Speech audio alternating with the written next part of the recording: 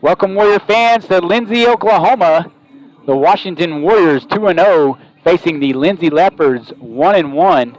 Washington coming off a big victory over the Sulphur Bulldogs, and the Leopards a close loss to the Purcell Dragons last week. We're on the top of the press box tonight, so it might be a little windy, but we hope you enjoy the show. We're going to go ahead and go listen to Coach Beller's coach's show and talk about last week's performance against the Sulphur Bulldogs. Welcome, everyone. Brad Beller's Coaches Show, week number 3 for the Washington Warriors. Stuart McPherson with the head coach, Brad Beller. We're going to talk to Coach Beller about last week's big 41-13 victory over the Sulphur Bulldogs. And tonight, as the Warriors will play their first road game, traveling just a little southwest down to a place called Lindsay. I think everybody might be a little familiar with that, taking on the Leopards tonight. In Lindsay. We'll be back with the coach, Brad Beller, right after this. Brad Beller's Coaches Show here. Stuart McPherson and Brad Beller. Brad, another good win, good solid win against a good Sulphur team. I think my takeaway from it, everything looked good, but I'm sure you weren't pleased with the penalties. You had a lot of penalties in that ball game, especially early. Yeah, early offensive penalties is really what kept us from, tacking on some more points in the first half. Yeah. First half, I thought we were rolling really good, but whenever you pull 2 touchdowns off the board, a touchdown pass, and all of a sudden we go backwards, and you don't finish some of that at least leaves you striving for more. Right. And we felt like the entire game we were in control. We just never could quite get out of our way offensively sometimes with the penalties. But, a big win, anytime that you can beat Sulphur, it doesn't matter what their record is. They were in the same boat they were last year after playing Tuttle and coming into us. And so for us to do what we did, I thought it was a very big team win and a very big program win for moving forward. No doubt about it. That anytime you step up a class and take on a team like Sulphur and come away with a victory, it's great. You're always looking for, especially early, you're looking for things that you can correct and that you can work on in practice. And that game still gave you some of those, didn't it? It definitely did. And we told our guys, and you've heard me say this before, if you win and you still realize you can get better, that's usually when you make your biggest improvements. Sometimes if you lose that game, or if you do some really good things but you do some bad things, you kind of get down. Our guys came off the field going, "Hey, we won, but we can get better." They didn't come off going, "Hey, we're unbelievable, we're great." They have confidence, but they also understand the reality that if we don't fix these problems, they're going to end up biting us. Even if it's tonight or in a district play, it can end up costing us big. And so that has kept that sense of urgency to get some of these things corrected. Well, anytime you can score 41 points in a ball game and you can hold an opponent to 2 touchdowns, it's got to feel good. And even with the mistakes, knowing there's a lot still left to cover, you've got to, and hopefully the players see that as well, that there's so much more to build on and so much more to come. And week 2 playing a 3A team really doesn't mean anything when you want to be playing week 14 or 15. That's right. And, last year we came out of both games feeling differently. Last year was pure joy. I mean, because I think we were still at a point last year where are we good? I think this year we came in knowing we're good, but where are we? And last year we came out and it was just pure joy beating a good physical Sulphur team on the road, a kind of a statement win that, hey, we can do this. And it catapulted us, I felt like, throughout the year. And this, I'm hoping, does the same thing, but I think there's a little bit more of, we knew we were going to be good. Okay, how much better can we get? And so if that ceiling is as high as what we believe it can be, then we've got a lot more room to improve, which should be, a motivation for us to continue to move forward and then play a rival like you have this week in Lindsay. If it doesn't get our test, then maybe we haven't grown like we should. But so hopefully it's done nothing but catapult us and not trip us up. Brad, I was listening or saw a stat from the OU game last Saturday. They said they played 28 defensive players in the ball game. Do you keep up with how many players you play in a game? Yes, we played on first offense, first defense. We had 31 different players on offense and defense. Only 3 of them played offense and defense combined. So there were 28 kids that played on with one offense or one defense that only played one side of the ball. In all with our special teams, we played 41 out of 57 kids on starting special teams and starting offense and defense. So, that has been a huge bonus to us. And there are kids that could play both sides of the ball. Right. But we feel that there is competition that continues to go through, and we rotate some of those guys on offense and defense, and it's been a big plus for us going, especially through these hot months. Yes. And the wear and tear, you're trying to save your body and a little bit of wear and tear. I know some of them are chomping at the bit to try to get on both sides of the ball and play more, but we're able to stay fresh, build some depth, and it's been good for us. Well, I saw where that was sort of their same thought, but they thought too, maybe we shouldn't have played as many. But you look at what you did, you might say that too. But it's always good, like you said, though, getting that many kids involved. It makes your practices better when you got kids knowing, hey, I'm probably going to get to play this week. It does, and especially when we take those guys that may be rotating in with the ones, but they're not getting first snaps. They're over there on scout team. Well, they're going to try to take it to the defense or the offense, whichever side that they're going against, because they want to get reps on that side of the ball or the opposing side of the ball. And so it has created a healthy competition. Not a lot of jealousy going on right now. There's a lot of I was a little concerned about that with as many guys as we had coming back this year. But I feel like the team is continuing to gel together and get closer together and fight for the same cause. But at the same time, they're trying. They want to help the team. They want to be on the field, and that's been a very positive thing for the team throughout the week to kind of help that week, be productive. Your offense, especially even with some of the penalties, you still had a very productive first half, didn't you? Yeah, I think we threw for 217 yards.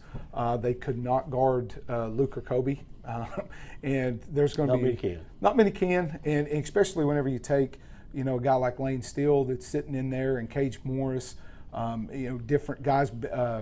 Cade Norman has a touchdown called back, a 60-some yard touchdown pass called back. So when you start throwing all those names in there and these guys that are making plays, it makes it very hard because it's stretching you horizontally and vertically, right. And then whenever your offensive line is still trying to gel together and can be productive running the football, there's a lot of mismatches in there for us right now. Brad, give me. I'm going to do this every week, so be thinking of this as we go through it. We did it last week. Give me an offensive and a defensive player that impressed you. Might not have had the stats, but just impressed you with their play this week. I really was impressed defensively with Ben Vaughn. Rhett had some shoulder issues, and we were trying to rest him, and Ben stepped in. Was banged up himself, but he was a little bit farther along than what brother was, and Ben stepped up. He wouldn't jump out at you statistically, but he was one that just made a lot of plays at the line, just fitting into the correct gaps. And I know that this is 2, but Jamison Holland, we've been playing him everywhere, and he ends up with 2 interceptions and big, crucial interceptions. So those 2 guys on the defensive side made some plays. The guy on offense, Cade Norman coming in, and he's been playing running back, slot. He's played everywhere, and him settling in, even though he had that touchdown called back, he proved that he can be on the field, be productive, and for a young sophomore, that's big for us to see. Well, let's take a break. When we come back, we're going to talk about the game at hand tonight as the Warriors travel southwest to take on the Leopards. We'll be back right after this. Back with the head coach, Brad Beller. Brad, traveling to Lindsay tonight. Lindsay loses a close ball game, 20-14 over Purcell, 1-1 on the season. This is always really has turned into a little of a bit of a rival game. Hadn't played Lindsay in forever, and got out of our district. Now we're back playing again. The rival, they have made this a rivalry. I think when we go to Lindsay, we're supposed to have a really, really good team, going to be undefeated in district play, and they're 4-6, and they hit us right in the mouth and upset us that night. That sort of made everybody say, okay, it's Lindsay. Yeah, it's one of those things where I think people in Washington probably think it's Purcell, but I think that's just a proximity thing. Right. When you look at the programs and the success and the quarterfinal appearances, just Thanksgiving week appearances, right, Lindsay and Washington have been there. And so there have been years, if you look back, 2012, Lindsay had a ton coming back from a semifinal run, and we slip up and beat them, and knock them off. We've played, I think we counted it up since 2008 through 2017. We played in all but one of the district title games against one another in that stretch. I think Frederick and Lindsay played one year, and then we played in the district title game against them all the other years. And so they won their fair share, we won ours. The last two times that we played them, 2017, they knocked us off in that Week 10 matchup. That kind of jumpstarts them, and they make a quarterfinal run. We go to the finals. That physical. So, we never take the Leopards lightly here, no. And I doubt that they take us lightly, because it has been that type of rivalry over the last 12, 13 years.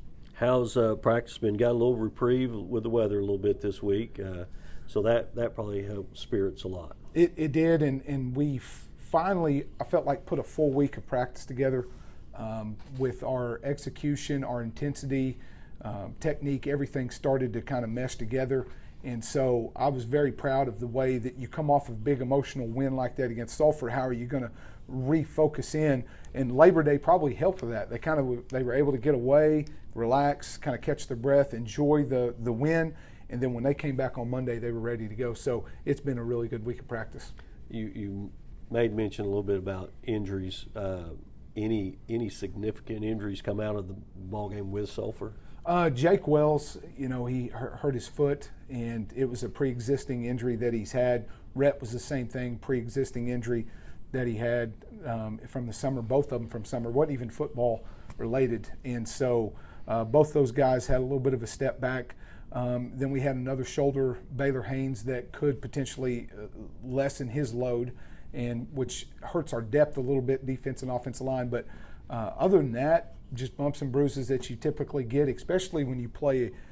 You go from Tuttle to Pawnee to Sulphur. Yeah. You're gonna have some bumps and bruises, and that's what we have right now. So the bye week next week is going to be big. Yeah, that's where I was leading with that, is give you a chance to catch your breath. But no doing that this week, because like you said, Lindsay will be prepared. Coach Inman's going to have his group ready to play. And Washington knows to be ready. I think that 17 game probably got everybody's attention, where not thinking, because you walked in and everybody's saying, oh, don't run the score up on us, don't do this, don't do that, take it easy. And they just came at us and stuck us that night. So hopefully these guys were young, but they were probably there at the game. They probably saw that happen. Oh, that they did, and there is that, determination. There's not going to be a fear factor. We play each other too much in Little League and junior high to be a fear factor. So they're going to be ready, and so we've got to match that and execute and play at a high intensity level, and that's what makes these games fun. I don't care what the record is. I don't care what anybody thinks. It's always fun when Lindsay and Washington plays. Well, Brad, let's wrap it up, and let's talk about our keys to victory tonight over the Lindsay Leopards. I think the obvious point offensively is no penalties, or at least reduce them. Right. And so we have to clean up our penalties offensively, continue to take care of the ball, and then defensively we have to get lined up correctly. That has been our Achilles on defensively. Make sure that we get lined up and be physical up front on both sides of the ball, really, but be physical, because that's the Lindsay Washington game right there. We have to make sure that we are the more aggressive, physical team. You've played in the first 2 weeks with Pawnee and Sulphur, where you're probably undersized across the line. Yep. And could be again this week with Lindsay. We will. I mean, just looking at the numbers, we will, and we are most weeks. So that's why our technique and our effort and physicality have to be there. And so that's going to be a big key for us going throughout. Well, Brad, best of luck to you and the Warriors tonight. And again, you've got several options. KBLP on the radio, going to the game be the best option, and Squirtle. You can watch the game with Kyle and TJ as they bring you the action on Squirtle. Washington Warrior TV, WashingtonWarrior.tv, and it's a free streaming site. So tune in for that. Brad, best of luck to you, and we will visit next week, even though it's a bye week for the Warriors. Yes, sir. All right. For those of you that are on listening on KBLP, stay tuned for the Lindsay Leopard Coaches Show. On the Squirtle, if you're listening to Squirtle, TJ and Kyle will be with you next. For the coach, I'm Stuart McPherson. It's in front of thousands of potential customers. Talk about a win-win. Advertising packages start on this streaming station for less than $10 a game. Call 405-726-0835 or email adam@squirtle.com right now for more information. Darren Beller and Jason Hendricks, owners of Air Product Supply in Goldsby, are proud to sponsor the Washington Warriors on Squirtle for the 2021 season. APS is the regional distributor of Climate Master geothermal heat and air equipment and Lux Air and Oxbox as well. If you are looking for a local heat and air service company, call us at 405-288-0233 and we can put you in contact with the local professional heat and air company.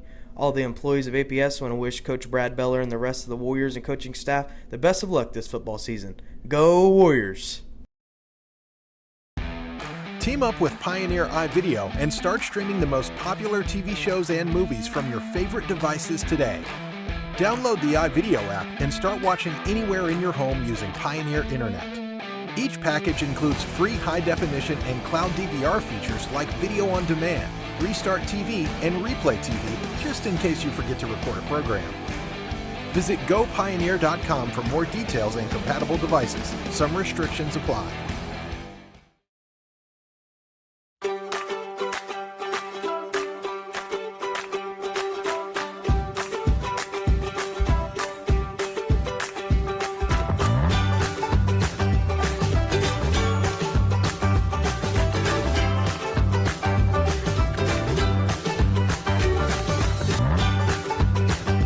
Stream with Oklahoma's #1 high school streaming service, Squirtle.tv. Find out more at Squirtle.com/stream.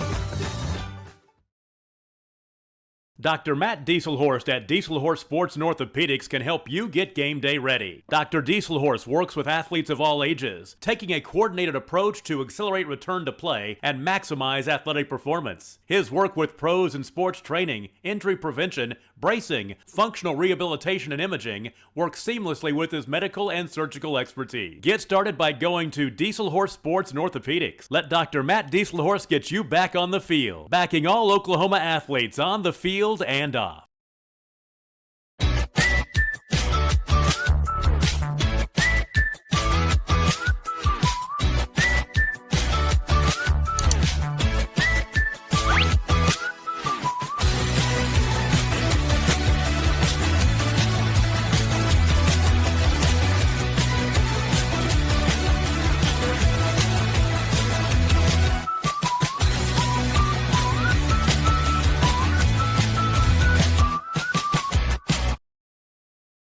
Versatile Networks can handle all of your school or business technology and wiring needs. Expanding into a new building or office space? We would love to give you a free quote for your network wiring. Are your computers outdated? Are your servers slow? Is your network underperforming? Is your wireless network weak? Let Versatile Networks come in and assess the situation and get you back up and running the way you should be. Call Versatile Networks today at 405-217-0267 or visit versatilenetworks.com for more information.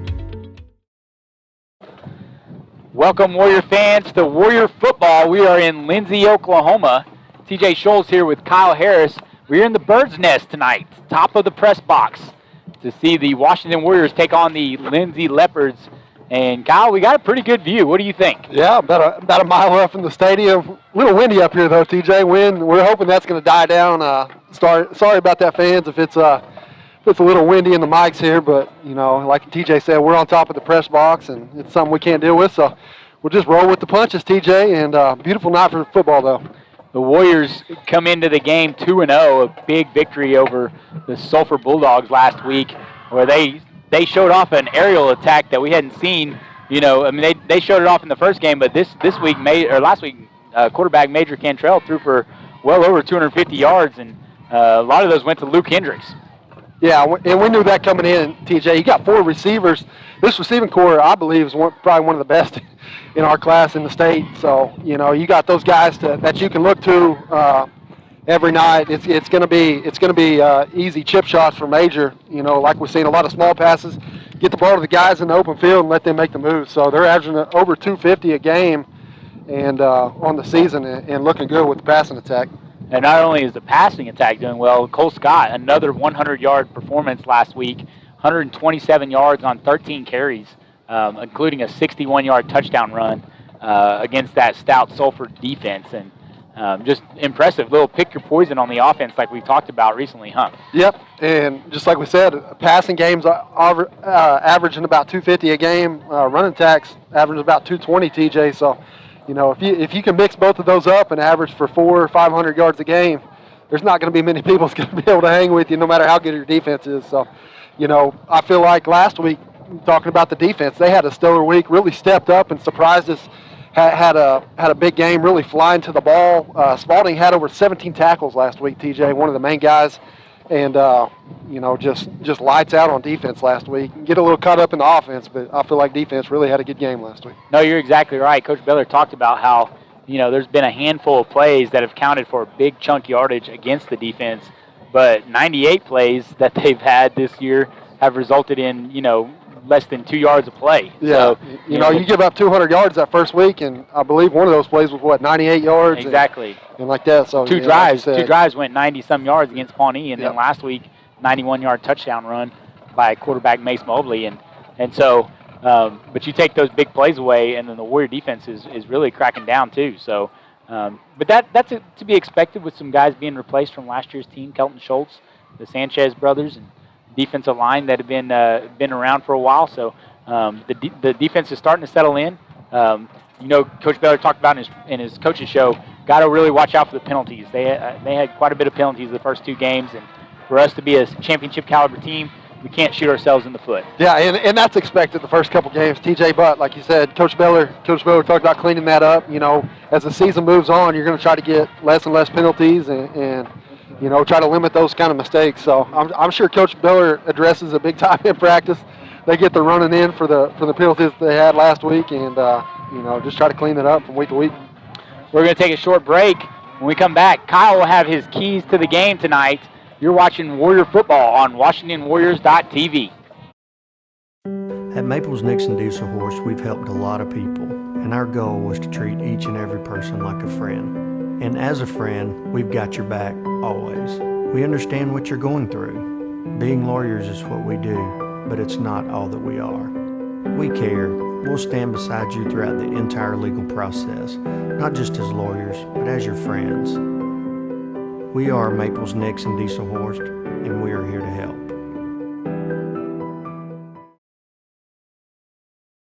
Allegiant Marketing Group produces inbound lead generation for our clients through integrated traditional and digital campaigns. We continuously develop new strategies, tactics, and productive efficiencies so you can reach your target market and get a measurable return on investment. This fast-paced world demands for your products and services to be presented at the moment your buyers need them. Targeted and innovative marketing creates your success. Call AMG today, your marketing partner. Welcome back to Lindsay, Oklahoma. The Washington Warriors awaiting the run-out line. The fans there ready with the band and the cheerleaders for both teams. We have about 5 minutes till kickoff, and TJ Schultz here with Kyle Harris. Kyle, what do you think the keys of the game for are for the Washington Warriors tonight? Number one, I'm going to go with this turnover battle, TJ. Win the turnovers. Haven't had a lot of turnovers on the season, but Lindsay had several last week against Purcell. You saw them coming, 4 turnovers coming down the stretch. Had a chance to win that game there towards the end of the game and ended up coughing it up after a big drive downfield. So that'll be a big one tonight. Win the turnover battle. Lindsay likes to pass a lot. Like you said, this will be really probably one of the first tests for this secondary, which – you know, we've said all year is we've got good receivers, but we've also got a quick secondary, right. And you know, kind of see how they match up against this passing attack tonight. Number two, try to limit the mistakes. We talked about penalties. Try to weed some of that out, and you know, we've been struggling with the snaps a little bit. Berglund, I'm sure they've been working on that every week. They got a young guy there snapping the ball, so.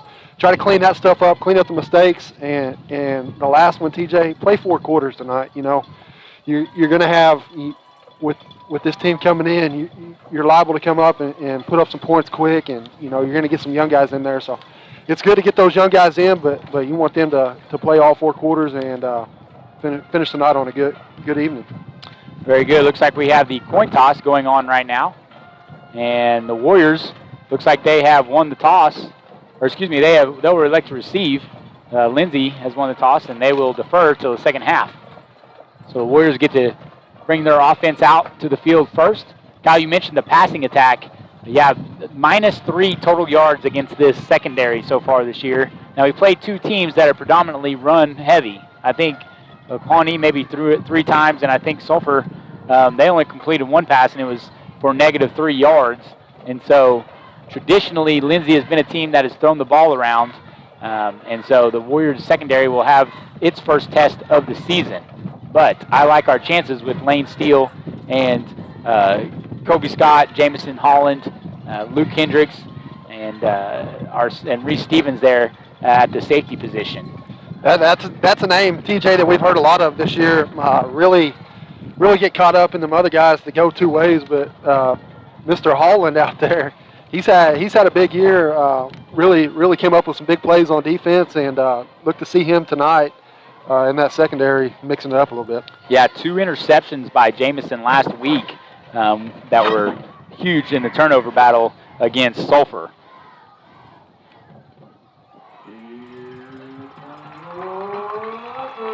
Two minutes and 22 seconds until kickoff.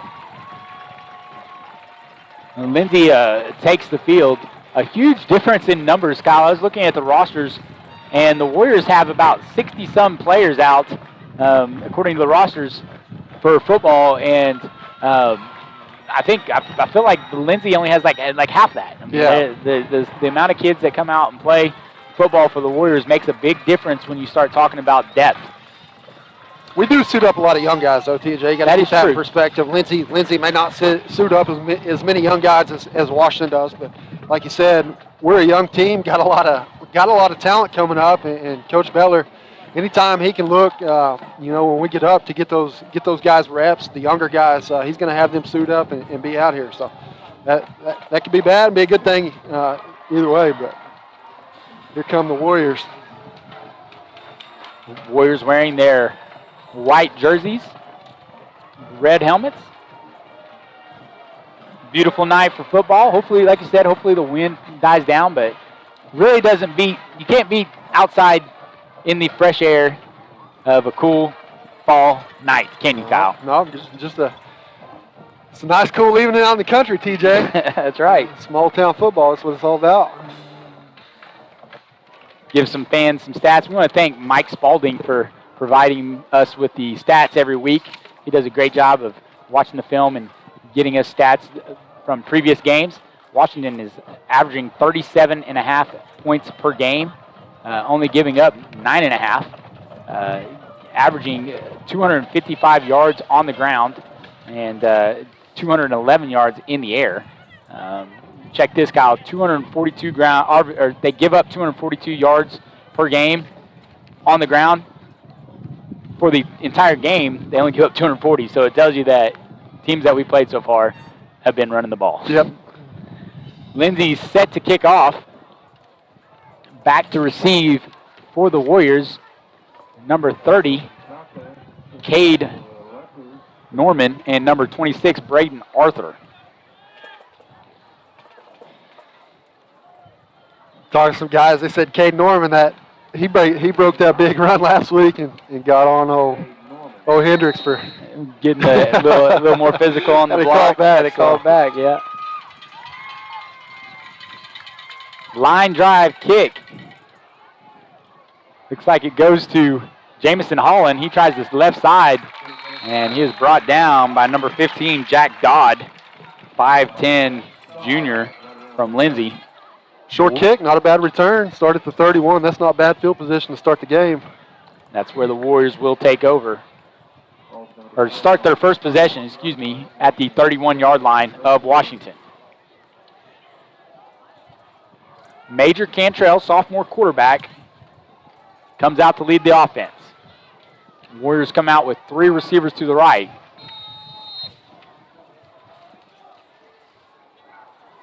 Cantrell takes the snap, and he's just going to run it. He has a hole. He's at the 40, cuts back to the left, and that is 45, and is going to be tackled right at midfield, just across to the 49 into enemy territory. Brought down by number 6, Austin Hines, but a big first down gain of about 12 yards on the play. Great play call by Coach Beller. Get the ball in your playmaker, your offensive leader's hands, and let him get off to a good start. Low snap, scooped up by Cole Scott. He's running to the right. He's at the 45. Gets tackled, still running his feet though, but knee is down around the 36-yard line. Number 25 for Lindsay, Seth Padilla, there to tackle him. But again, another first down run by the Warriors. Double tight end set for the Warriors. Hayden Milner and Kobe Scott, the bookends. Lane Steele and Luke Hendricks at the wideout. Handoff goes to Cole Scott up the middle, and he is tripped up after about a 5-yard gain by number 7, Brody Ramming. That'll bring up 2nd and 5. Might see that a lot tonight. A little bit different game plan than what we've been the last couple of weeks. TJ, just a little ground and pound, try to control the clock. You know, the offense is doing a good job tonight, firing off the ball, knocking these guys back, and opening up some big holes. Hadn't seen Milner at that tight end spot too often this year. So a new wrinkle by the Warrior offense. Twins to the left. Single receiver is Lane Steele on the right. Cole Scott behind Cantrell. They send Steele in motion. They're running the option. Cantrell pitches to Scott. He fumbles it. And fortunately, a Washington Warrior, number 55, that's Tanner Winlock, is there to scoop it up and save the Warriors from creating a turnover. That might be one of them, Phil. Coach Beller says, hey, that's covered up. Just tuck that and run. Get what you can get, and let's reset. Good job right there by the lineman following on that. 3rd down and 6 for Warriors. And Milner flinches. That's probably a factor of him not playing that position so much this year. But he'll get better with the more experience he gets. It's a great, lean body. That's perfect position for him on the offensive side. And he loves physical contact. So the blocking aspect of that tight end position suits him well. 5 yards backs the Warriors up to the 37-yard line. It is 3rd and 11 with 9:57 to go in the first quarter. 2 tight end set. Cantrell takes the snap. He's looking for Hendricks. And Hendricks catches it at the 10. Touchdown! 37-yard touchdown pass from Major Cantrell to Luke Hendricks. Puts the Warriors on the board first. Great ball right there. Kind of got caught up with the defender a little bit, TJ, but that ball was on the money. Ended up breaking free, slipping right into his hands, and is in for 6. Good job by Luke Hendricks to fool the defender by making it feel like he's going to catch it early. On for the extra point is number 13, Mason Thomas. Jackson Hendricks, the holder. Jacob Jones, the deep snapper.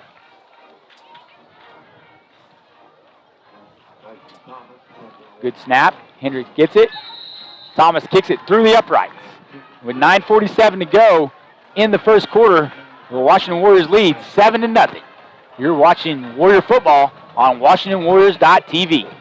Support your school's booster club and get your business in front of thousands of potential customers. Talk about a win-win. Advertising packages start on this streaming station for less than $10 a game. Call 405-726-0835 or email adam@squirtle.com right now for more information.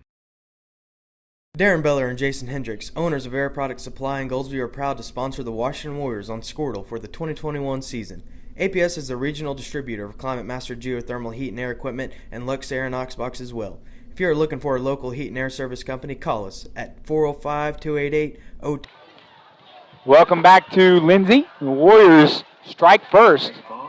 37-yard touchdown pass from Major Cantrell to Luke Hendricks.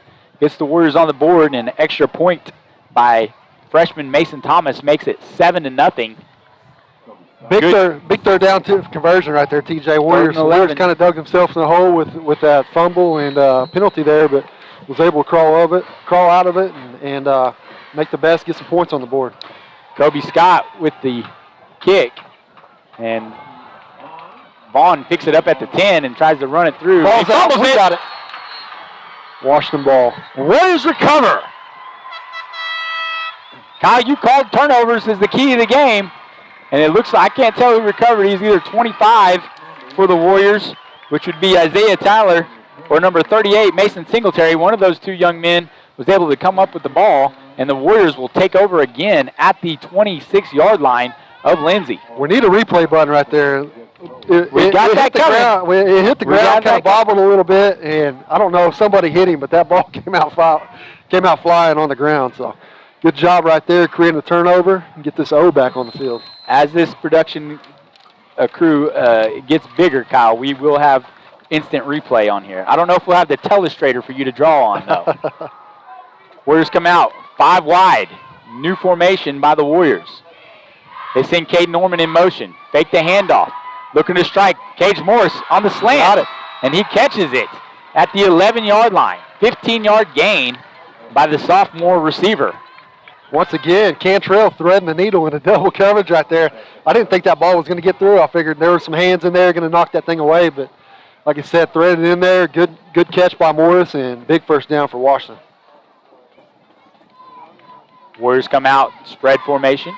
Cade Norman to the right of Cantrell. They send Steele in motion. They hand it off to Norman. He looks for a hole, and he is stuffed. Number 6 for Lindsay, Austin Hines, stops him in the backfield for no gain. They'll bring up 2nd down and 10 with 9 minutes to go in the first quarter.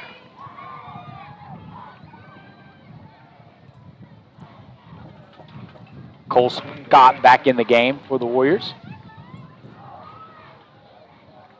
2 receivers are Lane Steele and Kobe Scott. Hayden Milner on the same side. They isolate Luke Hendricks on the top of the screen. They hand the ball off to Scott. Scott drags a defender and is knocked down finally by number 7 for Lindsay. That is Brody Ramming. Got a flag down. Looks like it might be a hold.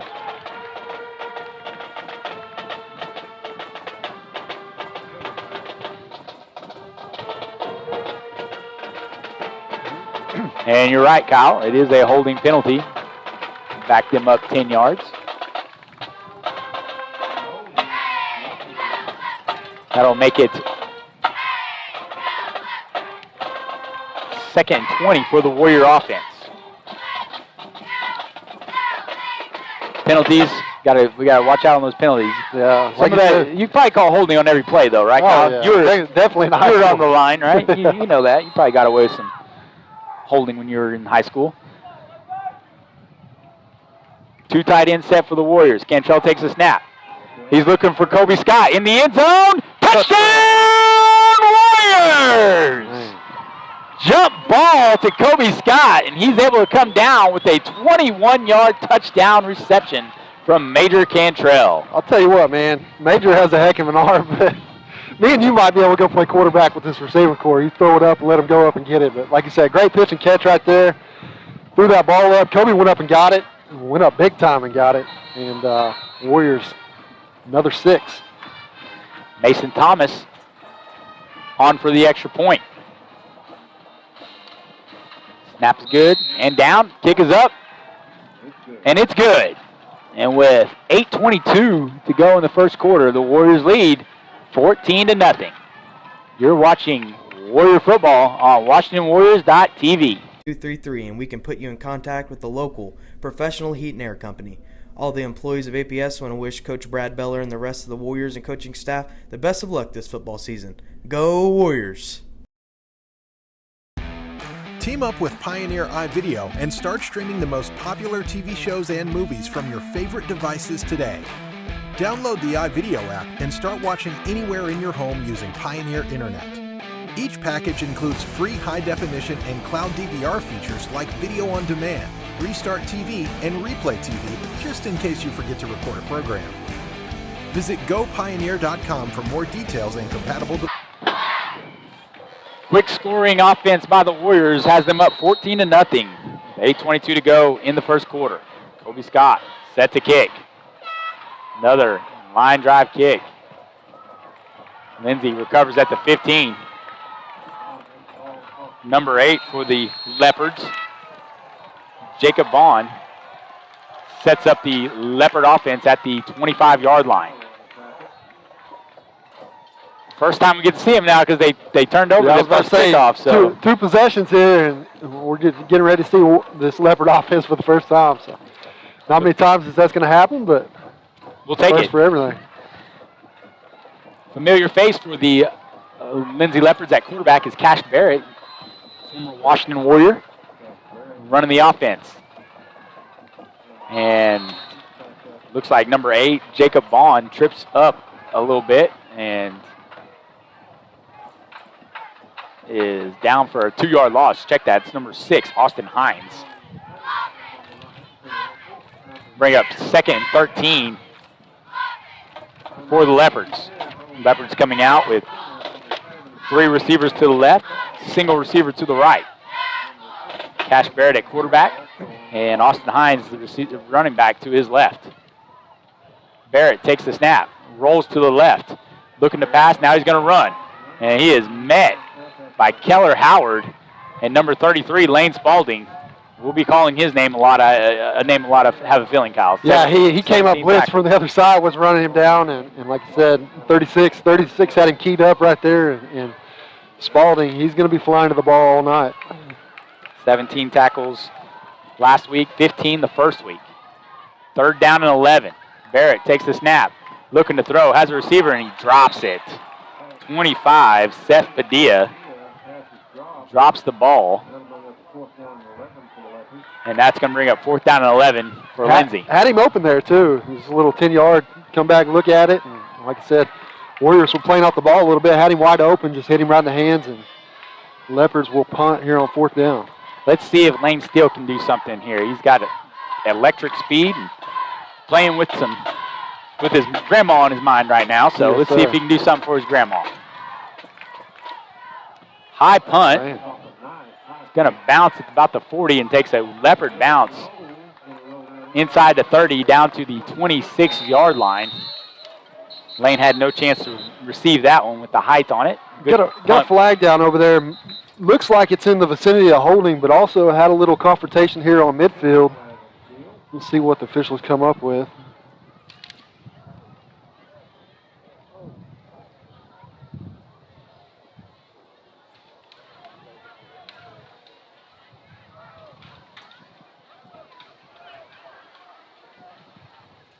It's like holding on the Warrior special teams. It'll back them up 10 yards from that, so Warriors will have the ball at the 16-yard line. Just means more yards to gain to get a touchdown this time, right? 6:59 to go in the first quarter. Warriors up 14-0. First drive, a good mixture of run and pass. The second drive, jump ball touchdown to Kobe Scott. Kobe Scott and Luke Hendricks. Like I said, a couple good guys you like to throw to.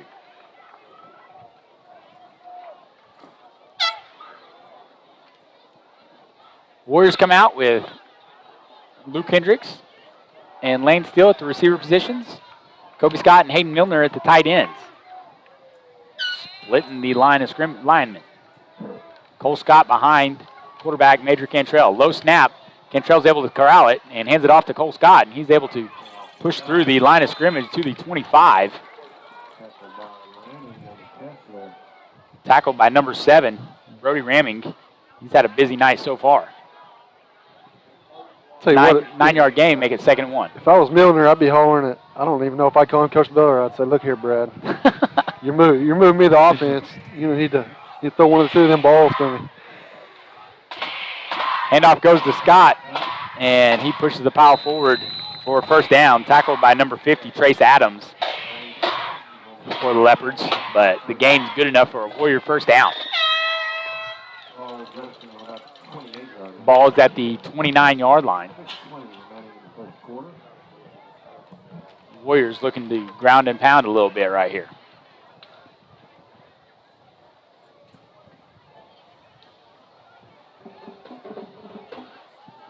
Same formation by Washington. Another low snap. Cantrell's able to pick it. He's looking at Luke Hendricks on the post route, and good coverage by the Lindsay defender. Knocks it away. Number 15, Jack Dodd, at the last second.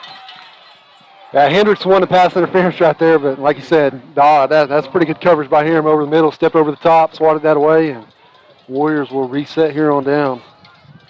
2nd down and 10. Warriors get the call from the sideline.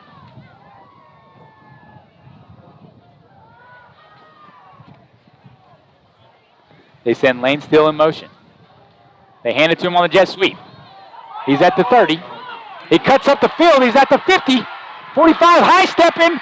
30, 20, 15, 10, 5. Touchdown, Warriors! Great blocking down the field by the receivers, TJ. I wasn't even watching Lane. I was watching the guys downfield laying the work down. I give him a big hole, but like I said, Steele was able to cut that to the outside and busted it free. I almost thought that guy was going to catch him there for a second, but he turned it on, and another score. 71-yard touchdown run by Lane Steele on the jet sweep. Puts the Warriors up 20-0. Extra point attempt by Mason Thomas pending.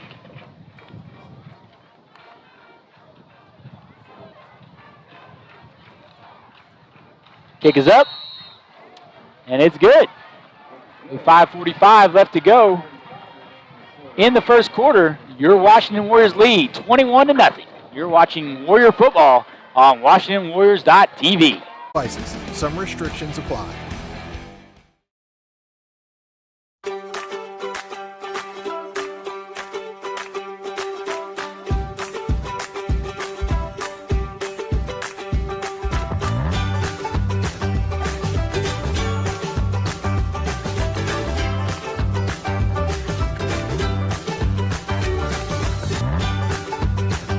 Stream with Oklahoma's #1 high school streaming service, Squirtle.tv. Find out more at Squirtle.com/stream. Welcome back to Lindsay. Warriors lead 21-0 after a 71-yard touchdown run by Lane Steele. Kobe Scott set to kick off. Back for the Leopards, number 6, Austin Hines. Nice kickoff. Gets the receiver down to the 3-yard line. He bobbles the kickoff return and then fumbles it. It's on the ground. Can't tell who got that You one. never know what's going on the bottom of that pile either, Kyle.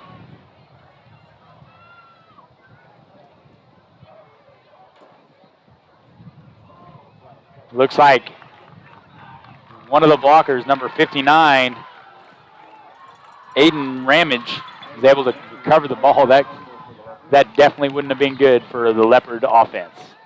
No, I'm sure he's they're getting a talking to right now. Protect that ball a little bit. That's 2 that they put on the turf here on kickoff. So definitely one of them things that those are not normal turnover. No, you don't expect those. Yeah. You don't expect turnovers from your special teams for sure. Blitz coming from Lane Steele. Barrett throws it to the slot, and he is wrapped up fast by Lane Steele. Lane Spalding on the blitz. Lane Steele with the tackle. A loss of 1 on the pass to the flats to number 20, Andon Register, or Bentley Kessler, 21, Bentley Kessler. Showing off that speed a little bit on that secondary we're talking about. They cut that ball behind the line, and like you said, Lane came in, wrapped him up, and set them up for a 1-yard loss. You feel like the Warrior defense is just smelling blood. Another blitz coming. Ball is tipped. Lane Spalding with the tip. And the Dikembe Mutombo finger wag. Third down and long for the Leopard offense. Coaches might want to key in on him. That's about the third time he's came off the edge there. Not a hand's been laid on him all 3 times. So I'm sure they'll look to try to pick him up at some point in this game. Barrett at the quarterback spot takes the snap. Looking deep. Throwing deep on the post route. He's got a man open, and it is dropped. That is the second dropped pass by a Leopard receiver.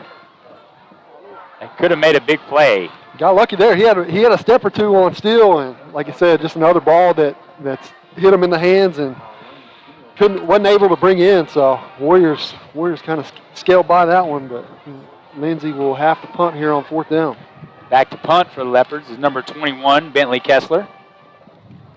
6 foot, 160-pound junior. Lane Steele with already 1 touchdown tonight. Back to receive. Kessler with a rugby-style punt. Kicks it across the field. Lane looks like he's going to recover it, and then it takes a bad bounce, and he decides not to. Warriors will have good field position, though, and will start at their own 43-yard line.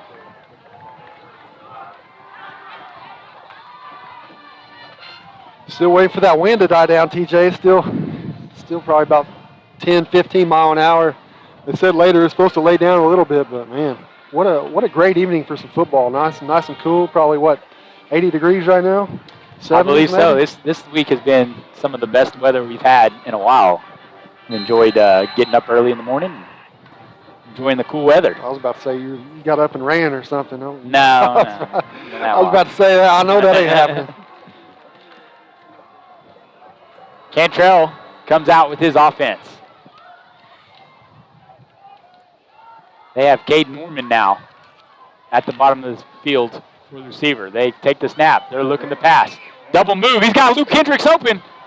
And it floats it over his head. 20-yard line. Makes a guy miss.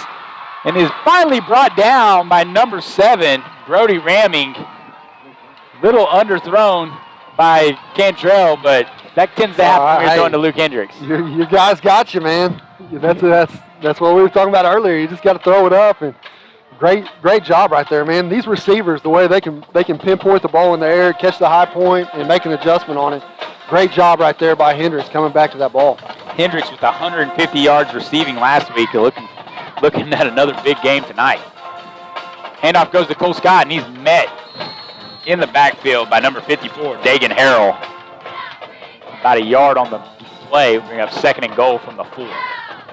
4:10 to go in the first quarter. Warriors lead 21-0.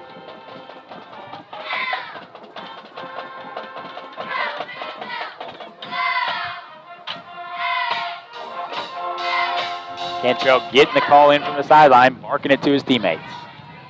Cade Norman flanked right behind Hayden Milner at the receiver spot. Cantrell trying to get him drop off sides, and he hands it off to Cole Sky. He's in! Touchdown, Warriors! 4-yard touchdown plunge by Cole Scott. Gives the Warriors a 27-0 lead. Lindsay was bringing the house right there. Scott hit that hole with authority, TJ. He took a hit on about the 2-yard line and plunged forward, was able to put it in. So Warriors up 27-0 here with 3:42 to go in the first quarter. Mason Thomas, freshman, set to kick the extra point. Good snap. Kick is up, and it's good. With 3:42 to go in the first quarter, the Warriors lead 28-0. You're watching Warrior football on WashingtonWarriors.tv. Dr. Matt Dieselhorst at Dieselhorst Sports and Orthopedics can help you get game day ready. Dr. Dieselhorst works with athletes of all ages, taking a coordinated approach to accelerate return to play and maximize athletic performance. His work with pros in sports training, injury prevention, bracing, functional rehabilitation, and imaging works seamlessly with his medical and surgical expertise. Get started by going to Dieselhorst Sports and Orthopedics. Let Dr. Matt Dieselhorst get you back on the field, backing all Oklahoma athletes on the field and off. Welcome back to Lindsay, Oklahoma. Warriors lead 28-0. 4 possessions, 4 touchdowns for the Warrior offense. Kobe Scott set to kick.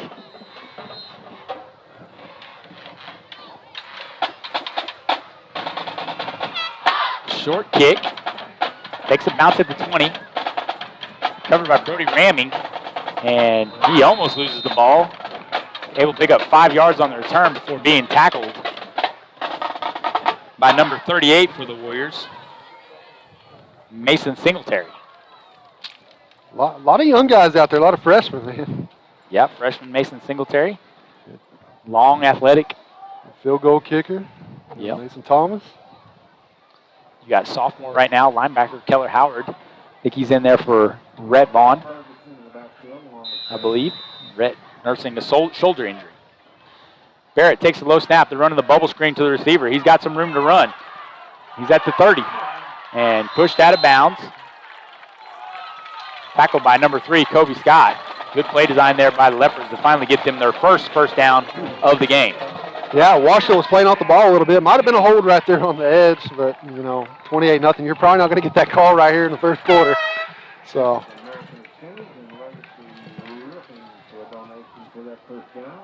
Two receivers to the right, spread formation by the Leopards. Running back to the right of Barrett. Barrett's looking to pass. Steps up in the pocket, throwing a deep pass, and it is almost picked up and caught by number 25, Seth Padilla.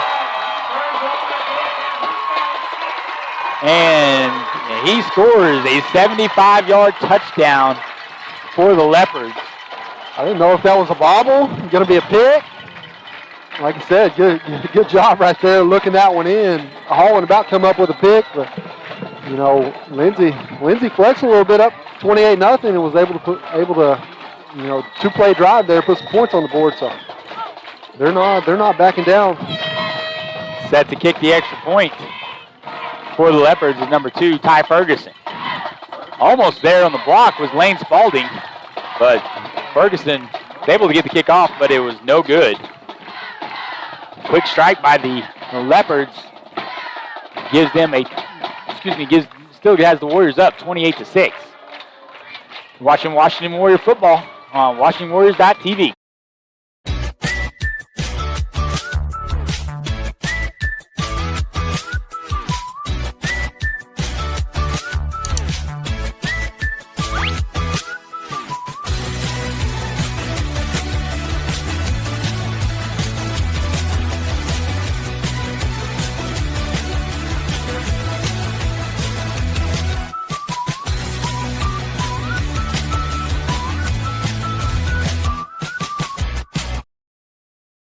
Versatile Networks can handle all of your school or business technology and wiring needs.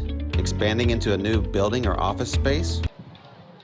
Big play by the Leopard offense gives them their first score of the night. 75-yard touchdown pass from Cash Barrett to Seth Padilla. Jameson's right there, almost had it, almost able to knock it down. Padilla made a good play on the ball and was able to score the touchdown. Back to receive for the Warriors are number 30, Cade Norman, and 26, Braden Arthur. Braden Arthur gets it at his 15. He's got some speed. He's able to break through. He's to the left side. He's got some running room. He's at the 50, 40, 30, 25, 20, and is dragged down. Might be a horse collar, and they caught that one. That's going to take it to the 15-yard line. That is a huge return by Braden Arthur. 70-yard return by the junior. Just sitting back, letting it develop a little bit, letting your blockers get out there, and was able to find a hole. And man, you get him in the open field, man, he's got some speed to him. So we've been talking about him early in the year. Got to see him a little bit. Had a lot of people text me and said, man, this kid's got a bright future ahead of him. So like you said, he's got the speed, was able to find a hole right there. And we'll looks like we're going to have a horse collar, and that'll tack on a couple more yards here. Penalty is going to be half the distance to the goal, so the Warriors should take over. As soon as these officials mark it off, it looks like he got to about the 16, so they should get the ball about the 8-yard line. It'll be a 1st and goal. Good answer by the Warriors special teams after the Lindsay. Oh, they're not going to call it? There they go. All right. Thought I had it going there. So yes, the Warriors take over at the 9-yard line with 3:08 left to go in the first quarter. Lane Steele and Lane Steele and Luke Hendricks, receivers on each end of the field. Cantrell takes a low snap and hands it off to Cole Scott. He bounces to the left. He's in. Touchdown! 9-yard touchdown run by Cole Scott. Answers the Leopard strike and gives the Warriors a 34-6 lead. Monster hole right there, TJ. You know, that's one of them. Let that play develop, open up a little bit, and learn. Watched a little Hard Knocks last week, and little Zeke Elliott action. Zeke give him a little talk up, but that's one of the things he talked about. Letting the play develop, and you saw it right there. Huge hole. Like you drove the school bus through that hole, TJ. Thomas with another extra point attempt, and it's good. A lot of scoring in the first quarter. Warriors lead 35-6. You're watching Warrior football on WashingtonWarriors.tv. We would love to give you a free quote for your network wiring. Are your computers outdated? Are your servers slow? Is your network underperforming? Is your wireless network weak? Let Versatile Networks come in and assess the situation and get you back up and running the way you should be. Call Versatile Networks today at 405-217-0267 or visit versatilenetworks.com for more information. At Maples Nixon Diesel Horse. Welcome back to Lindsay, Oklahoma. Looks like we got a timeout, but we'll go ahead and give some shouts here. I want to give a shout out to our cameramen, Jesse Carey and Evan Madden. Done a great job so far these first 3 games.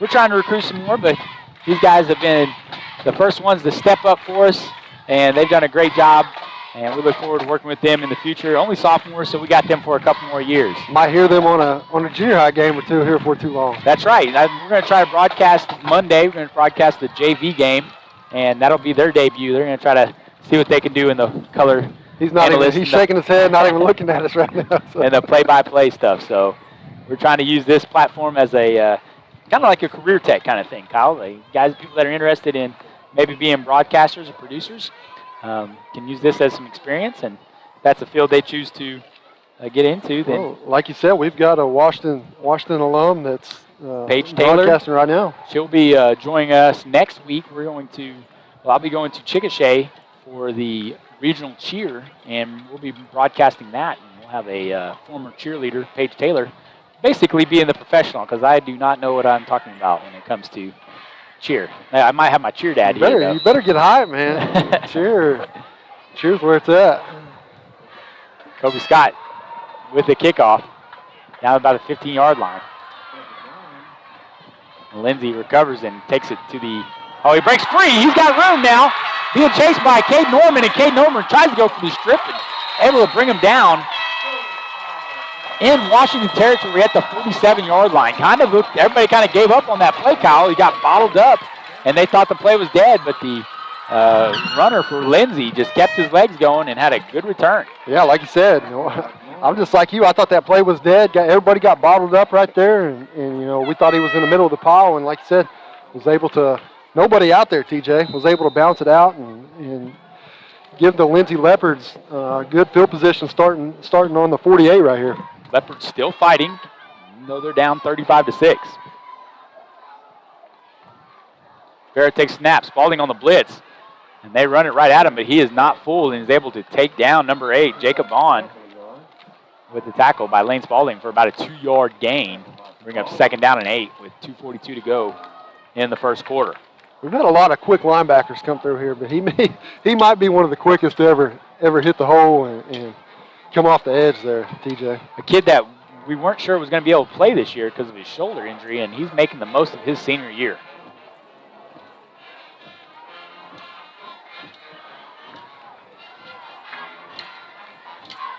Barrett takes the snap. He's going to run it, and he is drugged down by number 8. I believe that's Ben Vaughn. Ben Vaughn, the sophomore linebacker, is able to fly through the line of scrimmage and take down Cash Barrett for a 2-yard loss and bring up 3rd and 10 for the Leopards. Good play by him. Again, Rhett Vaughn, shoulder injury last week, didn't play the second half.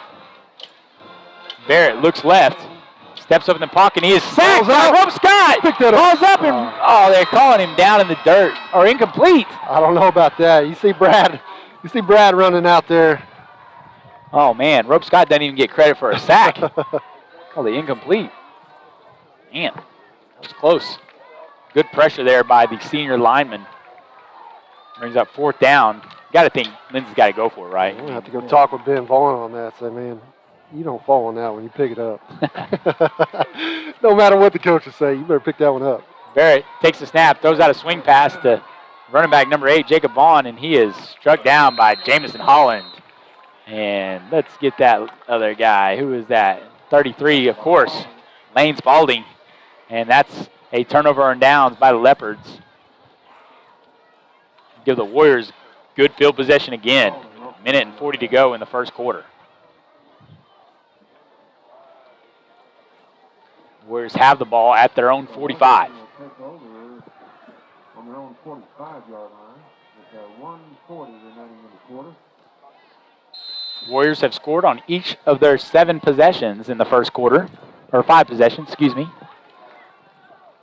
They have 2 receivers to the left, Lane Spalding on the right. They send Kobe Scott in motion. Handoff goes to Cole Scott, and he is tackled for no gain. Tackled by Harrell for the Leopards. Bring up 2nd down and 9. Not a whole lot right there, TJ. Try to give him on the edge right there, and like you said, Harrell. We've heard his name several times tonight. Done a good job of getting off the ball, going in there and blew that one up. So Warriors will have 2nd and 10, 9.5 and 10 right here. Cantrell's hard snap is able to get the Leopards to draw off sides. Give the Warriors a free 5 yards on that play. So 9.5 and 10. About 2nd 9.5. Little off there. That moves, the penalty moves the Warriors into Leopard territory, just inside the 49-yard line. Maybe we'll take a shot right here. Might be right, Kyle. 2 receivers to the right. Dribbled snap goes to Cantrell, and Cole Scott's able to run hard through some tackles. Gains about 8 on the play before being brought down by number 50, Trace Adams. Good hard running by Cole Scott. Yeah, Scott, good hard run right there, and met by 1 or 2 guys there at the line of scrimmage. Warriors done a good job tonight. Had several low snaps, TJ, but kind of rolling with the punches and making the best of it. Young quarterback back there. We talked about this in the first 2 games this year with a lot of those low snaps. You're prone to have problems back there, but Major's doing a good job of making the most of it. Cole Scott takes the handoff and running to the right, following his big lineman, Caleb Bruce. Oh, he pancakes the guy and stiff arms. He almost breaks another tackle to the 11, but Caleb Bruce. We will see that on the highlight film. Yes, taking his friend from Lindsay to IHOP and giving him some pancakes. Big run by Cole Scott. Gives the Warriors the ball at the 15-yard line.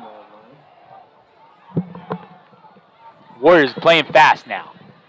Handoff again to Cole Scott up the middle, but he is tackled by number 54 for the Leopards, Dagan Harrell, and that will probably be the last play of a busy quarter for the Washington Warriors on offense. Warriors lead 35-6 going into the second quarter. You're watching Warrior football on WashingtonWarriors.tv. We've helped a lot of people, and our goal was to treat each and every person like a friend. And as a friend, we've got your back always. We understand what you're going through. Being lawyers is what we do, but it's not all that we are. We care. We'll stand beside you throughout the entire legal process, not just as lawyers, but as your friends. We are Maples, Nix, and Diesel Horst, and we are here to help.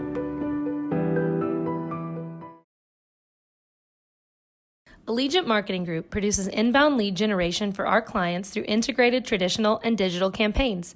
We continuously develop new strategies, tactics, and productive efficiencies so you can reach your target market and get a measurable return on investment. This fast-paced world demands for your products and services to be presented at the moment your buyers need them. Targeted and innovative marketing creates your success. Call AMG today, your marketing partner. Welcome back to Lindsay, Oklahoma. Warriors lead 35-6. Kyle, you wanted to say some words about some sponsors, right? Yeah, I hope everybody's enjoying the new Squirtle broadcast that we're doing this year. But like we said, the past 2 weeks, we've got opportunities out there to get companies on board and, do a little bit of service to the community and put your name out there on our broadcast too. So, if you guys want to do that, hit TJ up and we'll definitely get you set up. 4,600 views last week, Kyle. So there's opportunities to get your companies some notoriety, and not just in the town of Washington, but wherever we go. And keeping it free too. Exactly. That's what we want to do. We want to try to keep it where it doesn't cost our fan base any money. We'll be we're not just streaming football. We'll be streaming cheer and band next weekend. And so we're trying to keep it as cost effective for our fans as possible. Low snap. Handed off to Cole Scott. He's got some room to run. Stumbles in it. Oh, he fumbles it in the end zone. That's going to be a touchback. He saw the pay dirt and then got a little too happy and looked like he fumbled the ball right at the goal line, and it fumbles out of the end zone. That'll be Lindsay Ball at the 20-yard line. Well, he kind of stumbled a little bit going in, too. TJ tried to keep his feet, and like you said, got a little happy, and, you hate to see that. No, I'm sure Brad's not too happy about that. You're getting ready to punch it in for 6 and ended up giving up a touchback right there. So I'm sure Lindsay will take it. And like I said, 35-6, not a bad drive last time, and they're going to be looking to score again right here. We might go back on that ruling. I want to know what your opinion is on that. If you fumble the ball out of the end zone, if you think the other team deserves the ball. We'll talk about that here in a second. Blitz again by Lane Spalding, and they tried to hand the ball up the middle to number 8, Jacob Vaughn, for no gain. We'll check that, 2 yards. Good job by the defensive lineman there. Going back to last play, TJ, I think, if he fumbles it, nobody touches it. If he's the last person to touch it and it goes out, maybe, I don't know. I really don't see him giving a touchdown there, but maybe call it down where it came out at. But I agree. Like you said, I don't know why you'd punish the offense for them fumbling out of the end zone. If it was 1 yard, shorter and it went out of bounds, they get the ball at the 1 yard line. Yeah. So it doesn't really make sense. I think the NFL is looking at changing that rule as well. It's like a penalty on the Leopards. False start will back them up 5 yards and make it 2nd down and 13.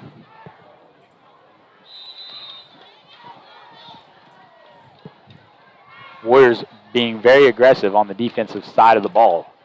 Cash Barrick looks left, throws back to the right, and he has a receiver. Nice pitch and catch to number 25, Seth Padilla, in coverage, and then on the tackle is number 9, Jamison Holland. Pretty tough route to guard. It was a good timing route by the Leopards. And Lindsay's had, some success with that tonight. They dropped 1 or 2 balls, when that route's been open. So look to see them keep trying to go back to that TJ, and, if they keep having success for that, maybe drawing that defense in a little bit, and maybe trying to take a shot downfield. Twin receivers to the left, single receiver to the right. Barrett takes the snap, hands it off. Vaughn runs it up the middle, but he is tackled by, look like Spalding again. Or excuse me, 36, Keller Howard. I think Jacob Vaughn was laying the hit right there. 4th and 1, Leopards have to go for it. Yeah. Warriors have been able to move the ball at will against the Leopard defense. Barrett tries to get the defense to jump off sides, and they're very disciplined. Barrett takes the snap, hands it off to Vaughn, and they try to push the pile forward. Like he's going to get it. Yeah, they've got a good spot by the officials on the side, and the ball is at the 30-yard line, so that'll give the Leopards a 1st down on the play. And the Leopard fans send some cheers. I don't know. This might be some pity cheers. 1st down and 10 for the Leopards at their own 30-yard line. Barrett takes the snap. Looking deep. Got a man broken up by Lane Steele. Pass intended for number 21, Brentley Kessler. A little bit behind. Kessler's a little slow getting up. Lane was able to recover and knock the ball free before Kessler could make a play on it. Yeah, great pressure right there, though, TJ. He had to get Barrett had to get that ball out quick. He had 3 defenders in his face, but like I said, had to kind of hurry up that. Was underthrew a little bit, but still was in there for some good coverage. 2nd and 10. Barrett takes a snap. Looking at a receiver over the middle. Stamped, almost intercepted, and then almost caught again by number 20 and then register, but it is incomplete. And the Warriors will have a 3rd down on defense going against this Lindsay offense. I don't know if everybody's working on the tip drill last week, but there's been a lot of that tonight. 3 tips.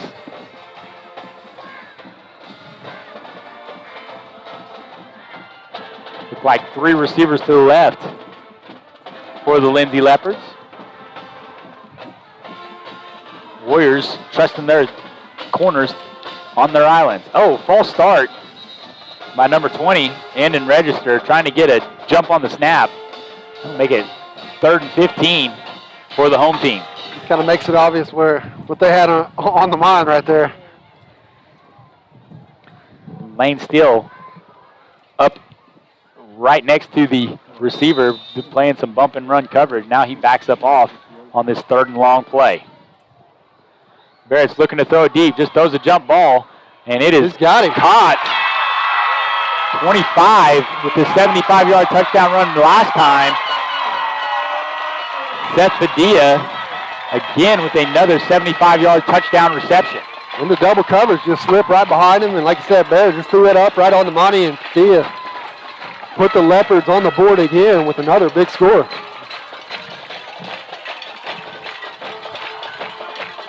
Touchdown makes it 35-12. It looks like the Leopards are going to keep their offense out there and go for 2.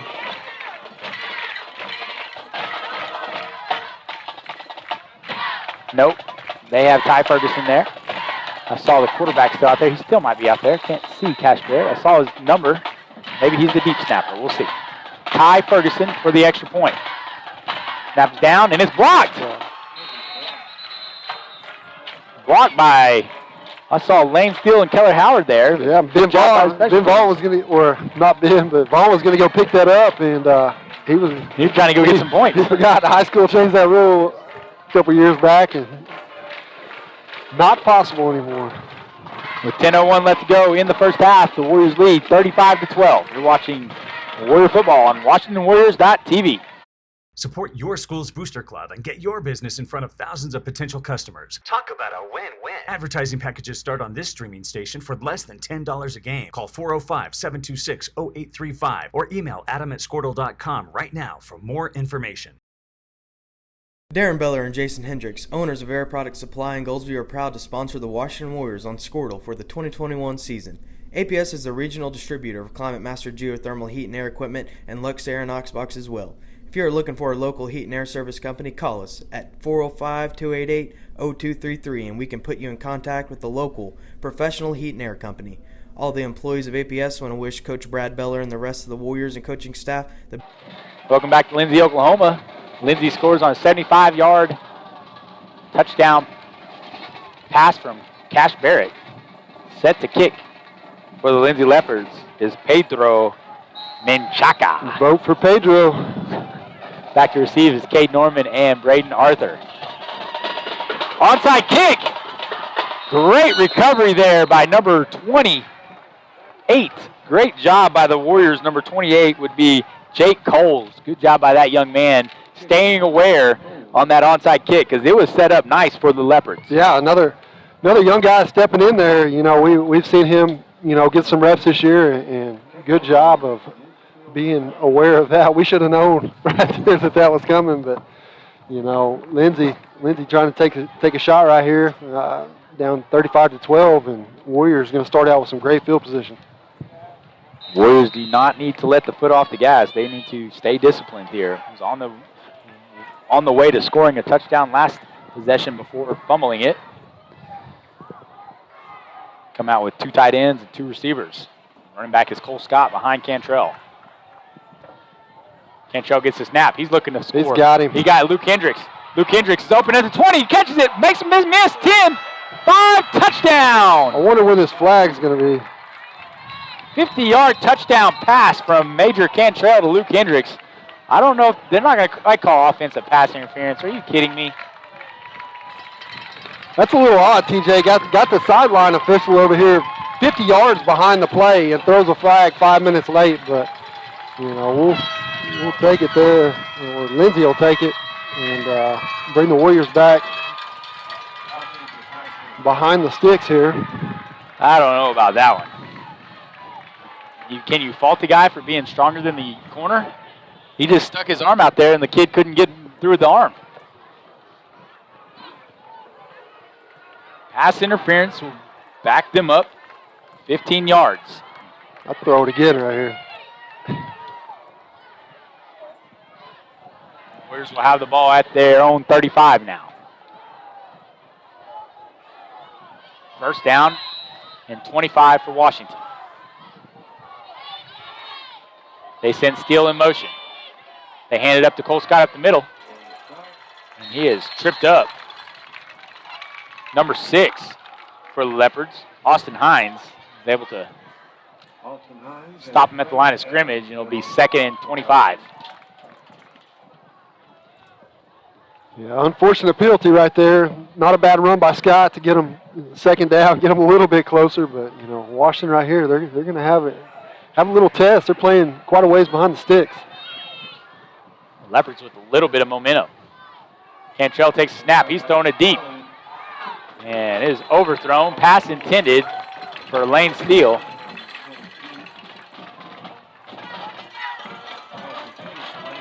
Bring up a big third down for the Warrior offense. Big third down right here, TJ. Look for the Warriors to hit not a deep pass play, but something over the middle right here. Try to get it to one of your quick guys. Let them try to, you know, shorten the distance here. It might be 4-down territory, being on the other side of the 50 if you can get it there. But you know, we'll see what Brad comes up with right here. But that's what I bet they'll try to run something over the middle and short right here. Try to pick up as many yards as they can. 9:14 to go in the half. Cantrell takes a snap. He's looking deep to Luke Hendricks on the post route. And there's the pass interference on the other side. I do not get this line judge. 50 yards behind the play. He can barely get 5 yards to the play. But there's a defensive pass interference now. Will give the Warriors some much-needed yardage. It's like he wanted to be part of the play, so he saw the flag out, so he's like, well, that's what I was wondering down here when he called it down here. Why not let your guy that's 5 yards in front of the play handle that? But, you know, like you said, he might have been working out this week, trying to see how far he can show throw that arm flag. off, huh? Not an automatic first down in high school, so it'll still be third down and about 7 yards to go for the Warrior offense. A little bit more manageable now. Good crowd by the visitors. Washington's got the Lindsay visitor stand packed full.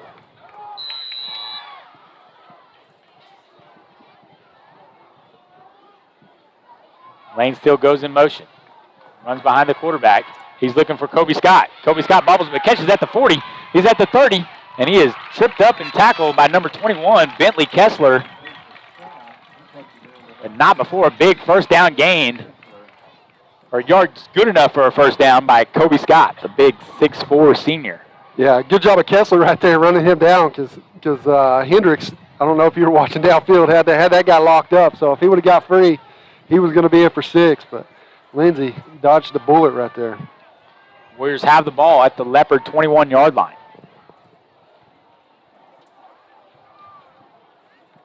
Handoff goes to Scott, and he is nowhere running. 3 linemen for the Leopards there to stop him at the line of scrimmage, led by number 2, Ty Ferguson.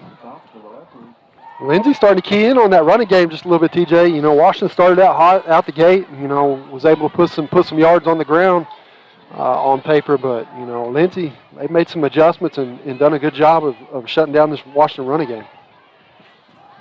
We're set 2 receivers to the right.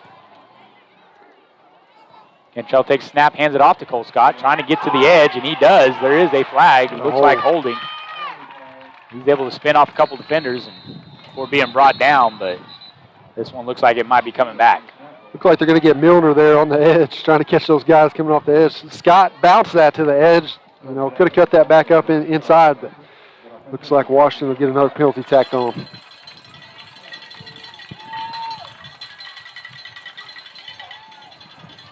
Penalties have been a thorn for the Warriors.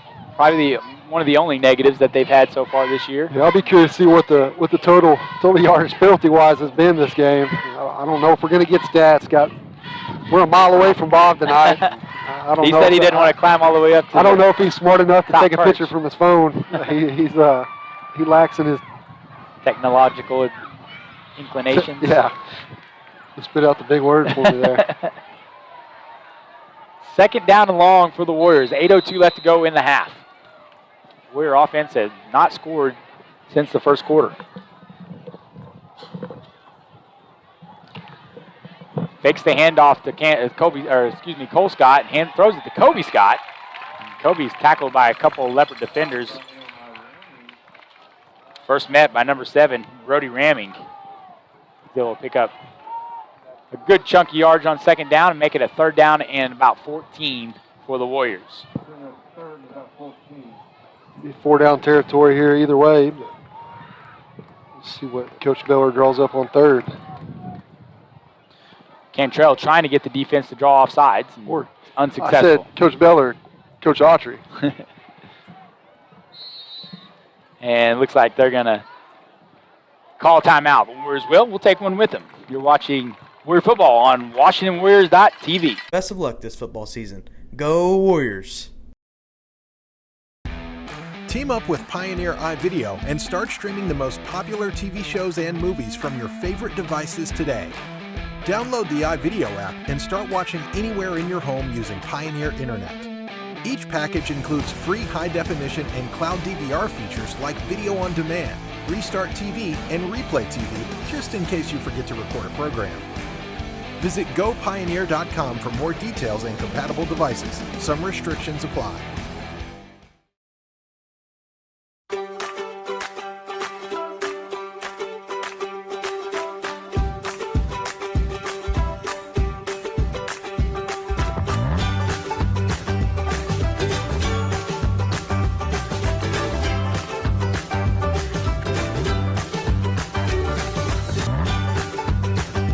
Stream with Oklahoma's #1 high school streaming service, Squirtle.tv. Find out more at squirtle.com/stream. Welcome back to Lindsay, Oklahoma. Warriors have the ball, a big third down and 14 for the Warrior offense. They come out with 2 receivers to the left. Single receiver is Kobe Scott. On the right, he has single coverage. Cantrell rolls that way. He's looking towards Kobe Scott. He throws Kobe Scott on the out route, and he catches it. He's in. Touchdown! Oh, though. Getting another flag down midfield. 25-yard touchdown pass from Cantrell to Scott, pending the penalty. It does look like it is in the middle of the field, right at the line of scrimmage, though, Kyle. You might be right. Opposite side, too, behind the play. I don't know how many times we see, stupid penalties away from the ball, but you see one right there. That'll back them up 10 yards. I feel like we're watching a yo-yo right now. We go forward, go backwards, go forward, go backwards. Third down on the 35-yard line. They have 24 yards to gain to get the first down. Again, Cantrell with the hard count. Unsuccessful. Spread formation by the Warriors. Cole Scott, the running back, to the right of Cantrell. Cantrell takes a snap, looks right, throws it to Kobe Scott on the post. He's open. He's in the 5. He's going to drag a man in. Touchdown! 35-yard touchdown passing catch for the Washington Warriors. Major Cantrell to Kobe Scott. Big ball right there. See, they had this covered up, TJ. You see down here on the bottom of your screen, our 2 receivers, they ran one route, and then the other guy just stopped, tried to draw some of them guys in.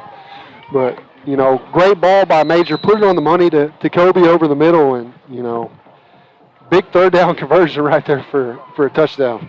No penalties on the play either. Mason Thomas for the extra point. Jackson Hendricks corrals the snap. Kick is up, and it's good. 6:58 to go in the first half. The Warriors lead 42-12. You're watching Warrior football on WashingtonWarriors.tv. Dr. Matt Dieselhorst at Dieselhorst Sports and Orthopedics can help you get game day ready. Dr. Dieselhorst works with athletes of all ages, taking a coordinated approach to accelerate return to play and maximize athletic performance. His work with pros in sports training, injury prevention, bracing, functional rehabilitation, and imaging works seamlessly with his medical and surgical expertise. Get started by going to Dieselhorst Sports and Orthopedics. Let Dr. Matt Dieselhorst get you back on the field, backing all Oklahoma athletes on the field and off. Welcome back to Lindsay. Warriors lead 42-12 with 6:58 to go in the first half. TJ Scholes here with Kyle Harris. Kobe Scott on the 37-yard touchdown reception from Major Cantrell. And now he's out to kick the ensuing kickoff. Letting that PC pay off a little bit after that last one, buddy. Showed a little bit of weight room strength on that one.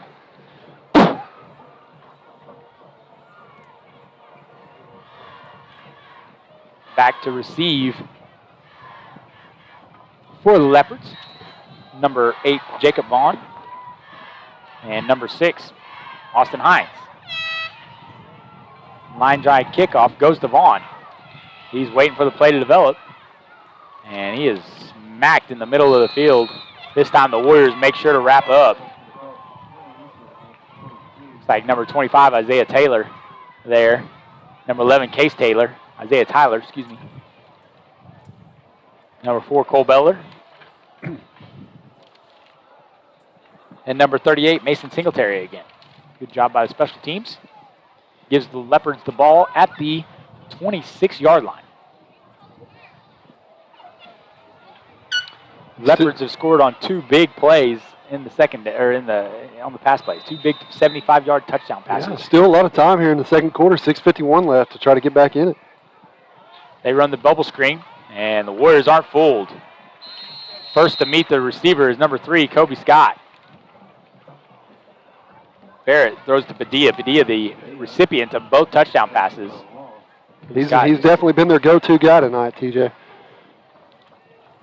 Kobe Scott wraps him up on that bubble screen. They lose 2 yards on the play. Bring up 2nd down and 12.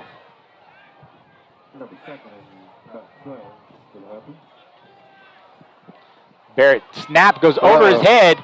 He picks it up. He's being rushed, and Rope Scott slings him down inside the 10-yard line. A huge loss for the Leopards. Big-time sack by Rope Scott. Yeah, you see Lindsay kind of deal with the same problems Washington having. Bad snap there over the head, not low, but, you know, Barrett tried to pick that one up. And like you said, Scott was in there to – got to like to see your big defensive guys getting back there and wrestling around a little bit. Lindsay with the snap issues last week might have cost them the game with the ball on the 5-yard line. Under a minute to go, could have scored the game-winning touchdown. Instead, snap cost them. Barrett back to pass, throws it to the running back, Vaughn, and he tries to make a man miss, and he does. He's tackled after about a 5-yard gain. Lane Spalding there to bring him down. He'll bring up 4th down, and this might be a little bit too far to go for. Yeah, Spalding whiffed right there. He said missed tackle, but he was also the guy that got back up and got the tackle too. So that guy, man, he'll fly around out there. Back to punt for the Leopards at his own 3-yard line is number 21, Bentley Kessler. Our own number 21, Lane Steele, just on the other side of the midfield at the 49. High punt.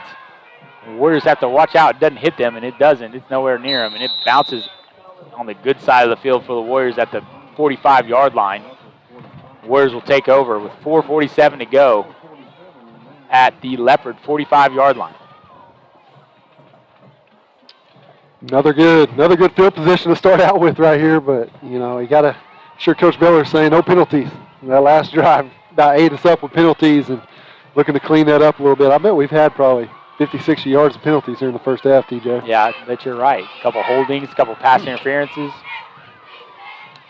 Fans, make sure you stay tuned. At halftime, we'll have our band performing. And then I'll have a special interview with senior cheerleader Gracie Cantrell. She will talk about the cheer program and what they have coming up as far as competitions go. Cantrell takes the snap, hands it off to Cole Scott. He bounces out to the right side, and then he cuts it back up to the middle. Down at the 33-yard line, he's able to pick up a good gain on first down, give the Warriors another first down. Didn't know which way he was going right there. Kind of trying to bounce it out to the edge. He's had several of those tonight where he's caught that edge and had it wide open, but ended up kind of trying to get out there. And they closed it up, and he caught it back upfield. Good run right there. Pick up a big first down on first down. Cole Scott averaging over 10 yards a carry for the season. Another handoff to Cantrell at the middle. Bounces it out to the right side again. Cantrell leads with the block. Good lead blocking by the quarterback. I don't know if how the coaches feel about that, but good job by Major springing Cole Scott loose for another first down gain. Braden Arthur comes to spell Cole Arthur after that carry. Warriors have the ball at the 19-yard line, just under 4 minutes to go in the first half. Cantrell takes a snap, hands it off to Arthur at the right side. He's got some guys blocking. He's able to pick up 9 yards on the first down play. Just need one more guy to miss, and he would have been in the touchdown. Would have scored a touchdown, been in the touchdown. I don't know. He's so good. Once he gets that ball and gets past that first level, TJ, he's got another level of speed that some of them other guys don't have, and you know he likes to turn it on if he can get loose. Second down and 1 with the ball on the 10-yard line. Warriors taking a little bit of time on this possession.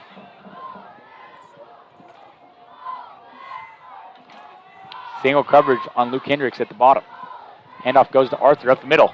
He pokes through and he's in! Touchdown Warriors! 10-yard touchdown run by junior Braden Arthur. Another big hole right there. Was able to get him in for another 6. Man, these guys running behind this offensive line, man, they'll give you some holes, TJ. If you get that ball in your hand and hit them, you got a potential to pick up some big yards. 48-12, with 3 minutes to go in the first half. Mason Thomas on for the extra point.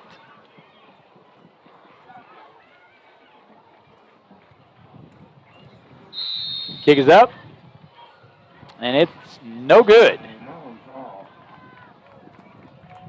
With 3 minutes to go, Warriors lead 48-12. You're watching Warrior football on WashingtonWarriors.tv.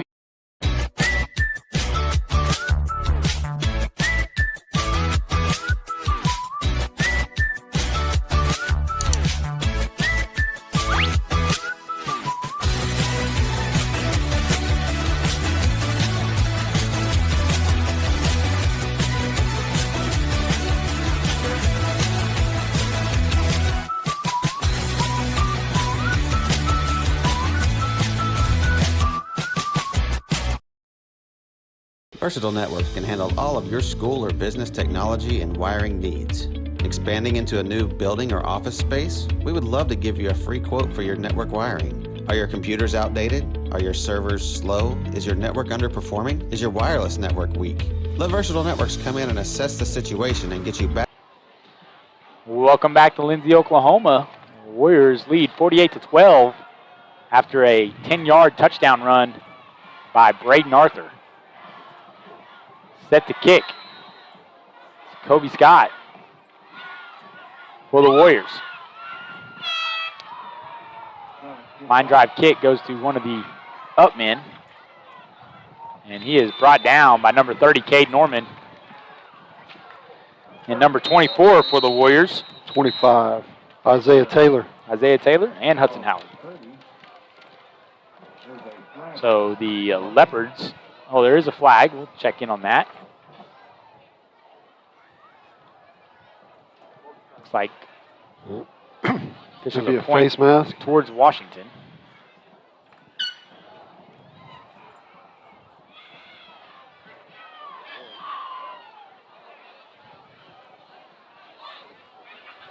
See what the officials call here. Targeting? I've never seen that personal foul. Fist bump. Targeting is at the helmet, though, yeah, right? In we'll the have head, to get a so clarification on Bob. Yeah.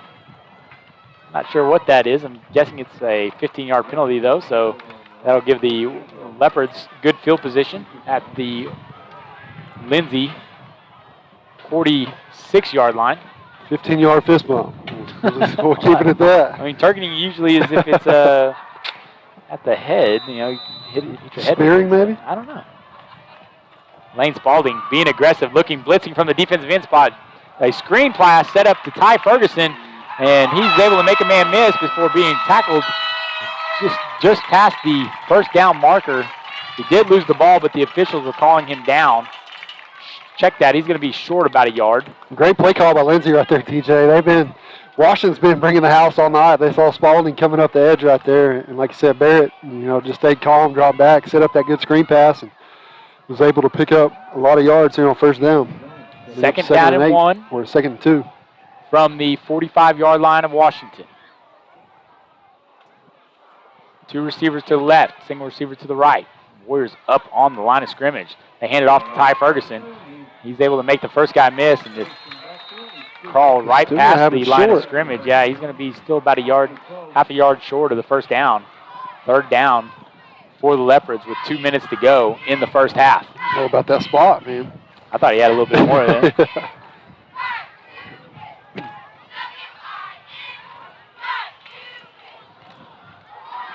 Leopards trying to get a first down.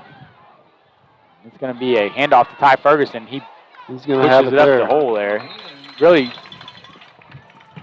kind of hard to find him behind those linemen there. Yeah. So he's able to get those 2 yards and give the Leopards a first down with 1:44 to go in the first half. They've got some pretty good size out front, TJ.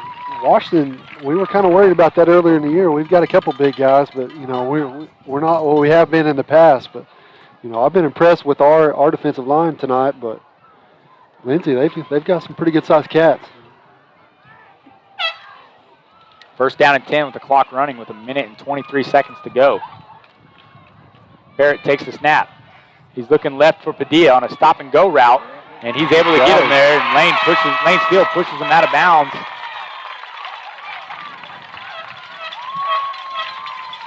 At around the 25 or 15-yard line, 16-yard line. I'll tell you what, Barrett's thrown some good balls tonight, TJ. That's one of them balls, you put on the sideline, just hope your guys get to it, dropped it right in his hands, and was able to get a little step on Lane right there and bring that in for a big first down for Lindsay. Leopards knocking on the door with 1:13 to go in the first half. 12 points the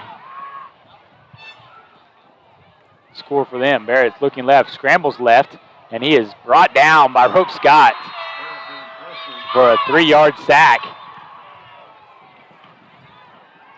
His second sack of the night. Leopards are going to take a timeout. We'll take one with them. You're watching Warrior football on WashingtonWarrior.tv. Up and running the way you should be. Call Versatile Networks today at 405-217-0267 or visit versatilenetworks.com for more information. At Maples Nixon Diesel Horse, we've helped a lot of people, and our goal was to treat each and every person like a friend. And as a friend, we've got your back always. We understand what you're going through. Being lawyers is what we do, but it's not all that we are. We care. We'll stand beside you throughout the entire legal process, not just as lawyers, but as your friends. We are Maples Nixon Diesel Horse, and we are here to help.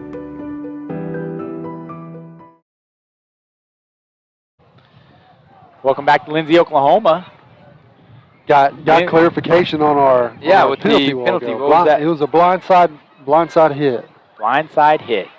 We did get some viewers texting me. Blindside block. Fist bump was probably not the call. Second down and 12 after the sack by Rope Scott. Cash Barrett has to step up into the pocket, and he is brought down again for the sack. This time, 36 linebacker Keller Howard helped out. Rope Scott finishes it up. Lindsay will take another timeout. We'll keep it here. Great coverage downfield. Washington had that one snuffed out from the get-go, and like you said, really didn't have enough time back there for Barrett to do anything with it, and he just had to pull it in and take the hit. Remember, fans will have a performance by the Washington band at halftime, and then after that, senior cheerleader Gracie Cantrell will get on the mics with me, and we'll interview her. They have a couple big competitions coming up, Kyle. Regionals, I believe, next weekend, and then only a week after that, state. Back to a little bit of normalcy this year. Last year, it just kept getting delayed and delayed and delayed. I almost got to the point where I thought we weren't going to have it, but was able to get another state championship under our belt. But I'm excited for the cheerleaders this year. Kind of get back on the normal schedule, back to their normal, kind of routines and time frames and everything. They've been working hard for a while now and looking to bring another dub back to Washington. 3rd down and 16. Barrett takes a snap, and he's blitzed again. It's a intercepted. Rob Scott. He's at the 50, the 40. Big boy touchdown. Is he gonna get there? He's gonna roll get there. We're gonna get him there. Warriors! Gotta love a big boy touchdown. Look at those hands, though. That ball came out, and he got them big old claws on that thing, man. He was foaming at the mouth, man. You don't ever see them big guys don't get the opportunity, so just to see that, man. Might need to get him the oxygen tank. He started getting a little tired at about the 5-yard line, and I didn't think he was going to get out. I thought that guy was going to run down, but I was like, man, they're going to catch him or we're going to get a block in the back right there. I thought so, too. His teammates were going to try to make sure he got in there somehow, some way. Warriors with a big turnover touchdown. Gives them a 54-12 lead. Mason Thomas on for the extra point. Kick is up, and it's good. With 41 seconds left to go, the Warriors lead 55-12. They are giving it to the Leopards. Defensively, a couple turnovers. Offense have been explosive in the first quarter. 20 points now in the second quarter. Warriors putting on a show. Kyle, we talked about the cheerleaders in the upcoming bond issue, which can be voted on October 12th. We'll show some slides, but there is a part of the bond that is designated for a auxiliary building for a lot of different events, but one of the purposes is for the cheerleaders to have their own space that's connected to their locker room in the Washington Warrior Event Center, and they'll be able to put their mats down and do their performances and practice without having to worry about conflicts with other sports and other events. So give them a little bit more time to work too. I know, which they deserve. They've won how many 10, 11, 12 state championships. I know my daughter has 3. So so that would be a benefit for the cheer program if the bond issue were to pass. That would be October 12th. We will show you some slides later on during halftime of the of what that might look like if you haven't seen that, and when you can go to some meetings to ask any questions you might have. Kobe Scott with the short kickoff.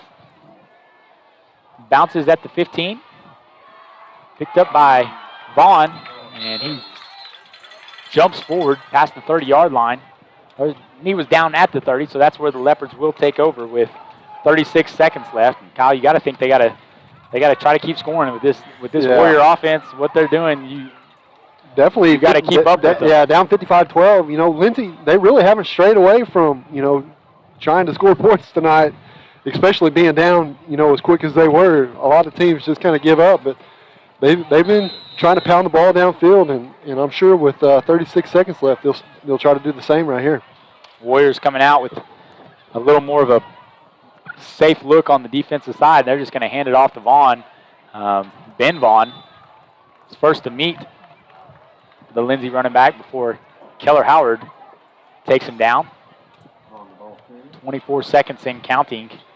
Maybe we should have waited before we called out about them taking shots. They're looking after that first run, looking a little bit content just to run it out. And they will get the ball to start the second half, so maybe they just want to try to make some corrections and see what they can do to get the second half rolling. It's been all Washington in the first half. Warriors lead 55-12 at halftime. We're going to keep it here and let the band come out there. Kyle and I will go take care of our halftime stuff, but Warrior fans can enjoy the halftime festivities of our marching band.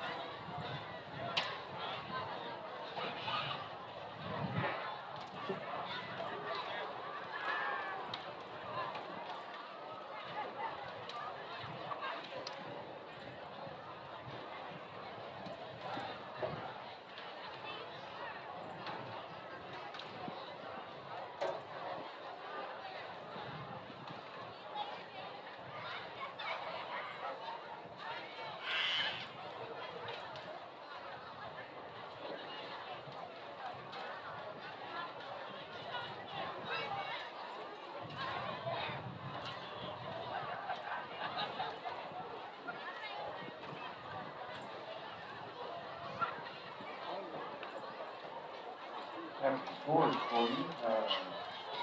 Sulphur leads Davis 20-7 in the third.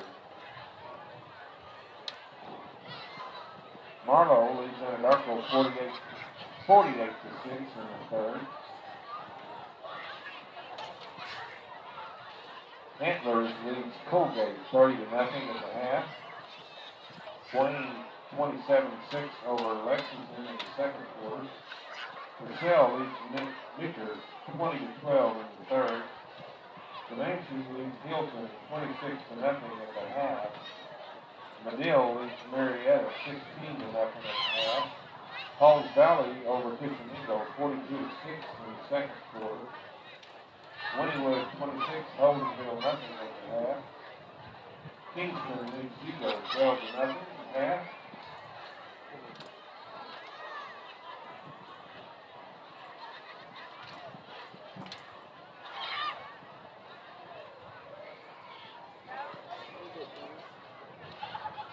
Welcome the Washington marching band.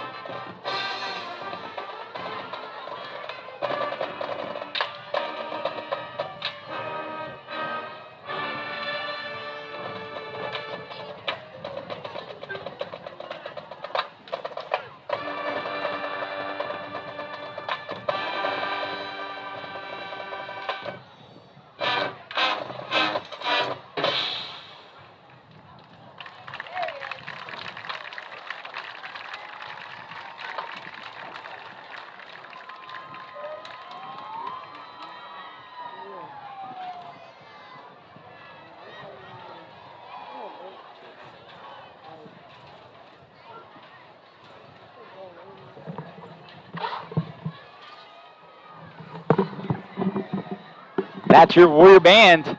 We're going to take a quick break, but when we come back, we'll have our cheerleaders, Gracie Cantrell and Josie Castle, to talk about the cheerleading season, the competitive part, and see what they have to say about our Washington Warriors cheer team. You're watching Warrior Football on WashingtonWarriors.tv.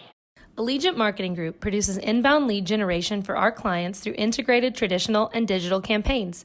We continuously develop new strategies, tactics, and productive efficiencies so you can reach your target market and get a measurable return on investment. This fast-paced world demands for your products and services to be presented at the moment your buyers need them. Targeted and innovative marketing creates your success. Call AMG today, your marketing partner. Support your school's booster club and get your business in front of thousands of potential customers. Talk about a win-win. Advertising packages start on this streaming station for less than $10 a game. Call 405-726-0835 or email adam@squirtle.com right now for more information.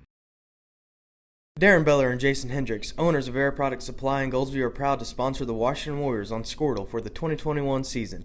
APS is a regional distributor of Climate Master geothermal heat and air equipment and Lux Air and Knox Box as well. If you are looking for a local heat and air service company, call us at 405-288-0233 and we can put you in contact with the local professional heat and air company. All the employees of APS want to wish Coach Brad Beller and the rest of the Warriors and coaching staff the best of luck this football season. Go Warriors! Team up with Pioneer iVideo and start streaming the most popular TV shows and movies.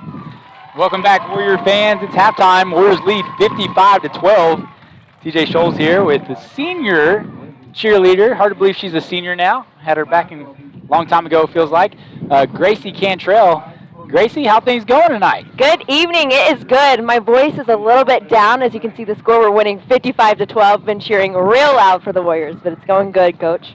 So, Gracie, you guys have spent a lot of time. I've seen you guys up at the gym, like during the summer. Oh, yes.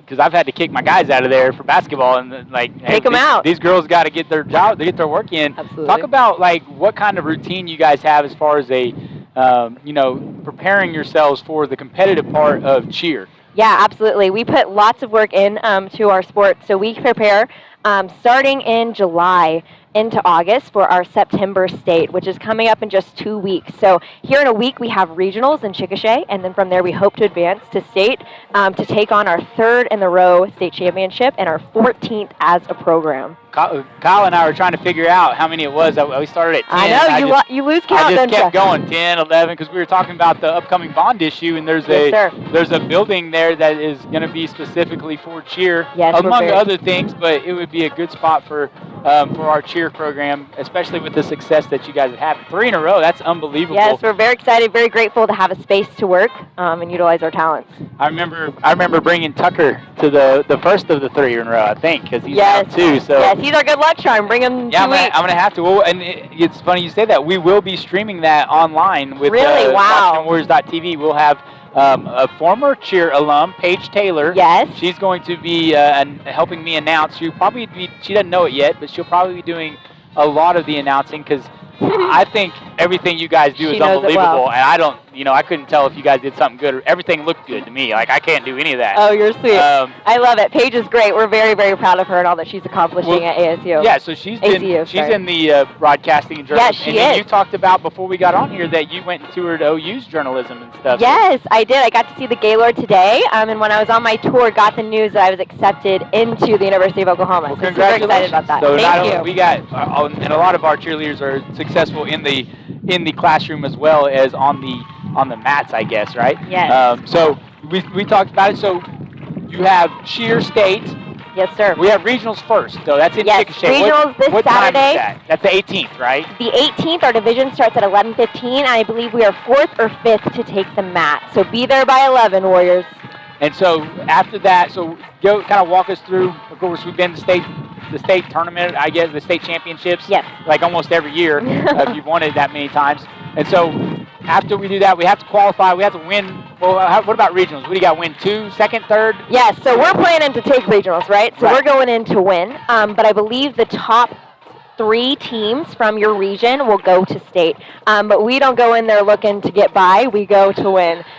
So we have won regionals, I believe, 10 times. It's a lot in a row. It's a lot in a row. COVID messed it up a little bit. We actually did not go to regionals last year because of COVID, so we're excited to get back in there and get a time on the map before we take the state floor. And then state would be the week after that. And Yes, that's in Claremore, is that correct? So we're thinking it's going to be in Tulsa, potentially at ORU or Tulsa Union. It has not been announced yet that I know of. We're waiting on that. But yes, so the Saturday following regionals, we will be at Cheer State. That would be awesome. And our girls have done a great job. Like we said, you guys have participated. I mean, I see you in the summer, every Wednesdays, I believe Sunday nights, Wednesdays, you guys Sundays, yes, sir. go out there and you guys are busting your tail trying to do that. And you're not just doing, routines. Like I see you all running too. Like, yes, that is something. You got to work out too. I don't know if I can do that. That's something that separates us as a program. We practice with a lot of different schools, and everyone is very shocked to hear what we thought was our normal, that we run before and after practice, generally a mile before and almost a half a mile afterwards. So we stay in shape. For sure. Well, obviously the success has shown what dedication you guys have put through your program. We're very proud of you guys here at Washington. And, we have great coaches and a great team. We're very proud. We're going to, we'll be there streaming it live. Hopefully, I think we can. We got to make sure we get all the bells, the paper signed so we don't do anything illegal. Yes. But we're hoping to be there and streaming that for the fans. And I'm sure we're going to do well because you guys have put the work in. So, Gracie, I appreciate you and Josie being up here tonight and giving us some information on the cheer program. Absolutely. Thanks for having us, Coach. All right. Gracie Cantrell, senior cheerleader for the Warriors. The Warriors lead at halftime, 55-12. When we come back, we'll talk about the bond issue that we have coming up on October 12th. From your favorite devices today. Download the iVideo app and start watching anywhere in your home using Pioneer Internet. Each package includes free high-definition and cloud DVR features like video on demand, Restart TV, and Replay TV, just in case you forget to record a program. Visit gopioneer.com for more details and compatible devices. Some restrictions apply.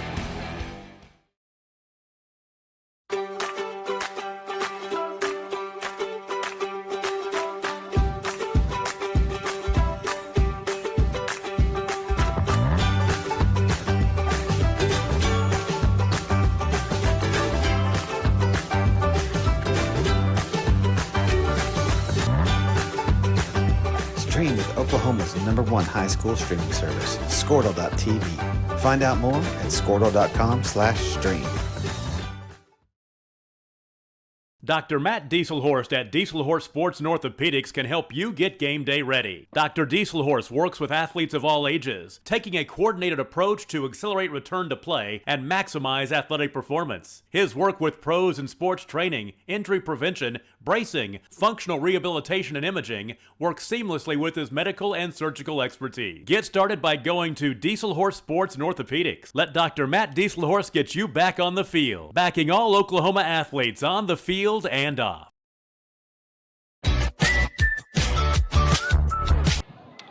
Welcome back to Burford Field. Warriors lead 55-12 at halftime. We are going to show a couple slides on the bond issue that we have coming up to vote October 12th, just so the fans at home can kind of see, if they haven't, what you have the opportunity to vote for. You have to have a supermajority, Kyle. That's 60% of the turnout to vote for it to pass. And so we'll take a quick look at this. A couple buildings. Main focus is going to be on classroom sizes because the school district is growing. Lots of new houses being built at a rapid rate. Yes, and so we talked about with Mr. Reynolds last week at halftime that the ADM, which is your average daily membership, if it were to come out today, usually comes out at the end of July. So they take last year's enrollments.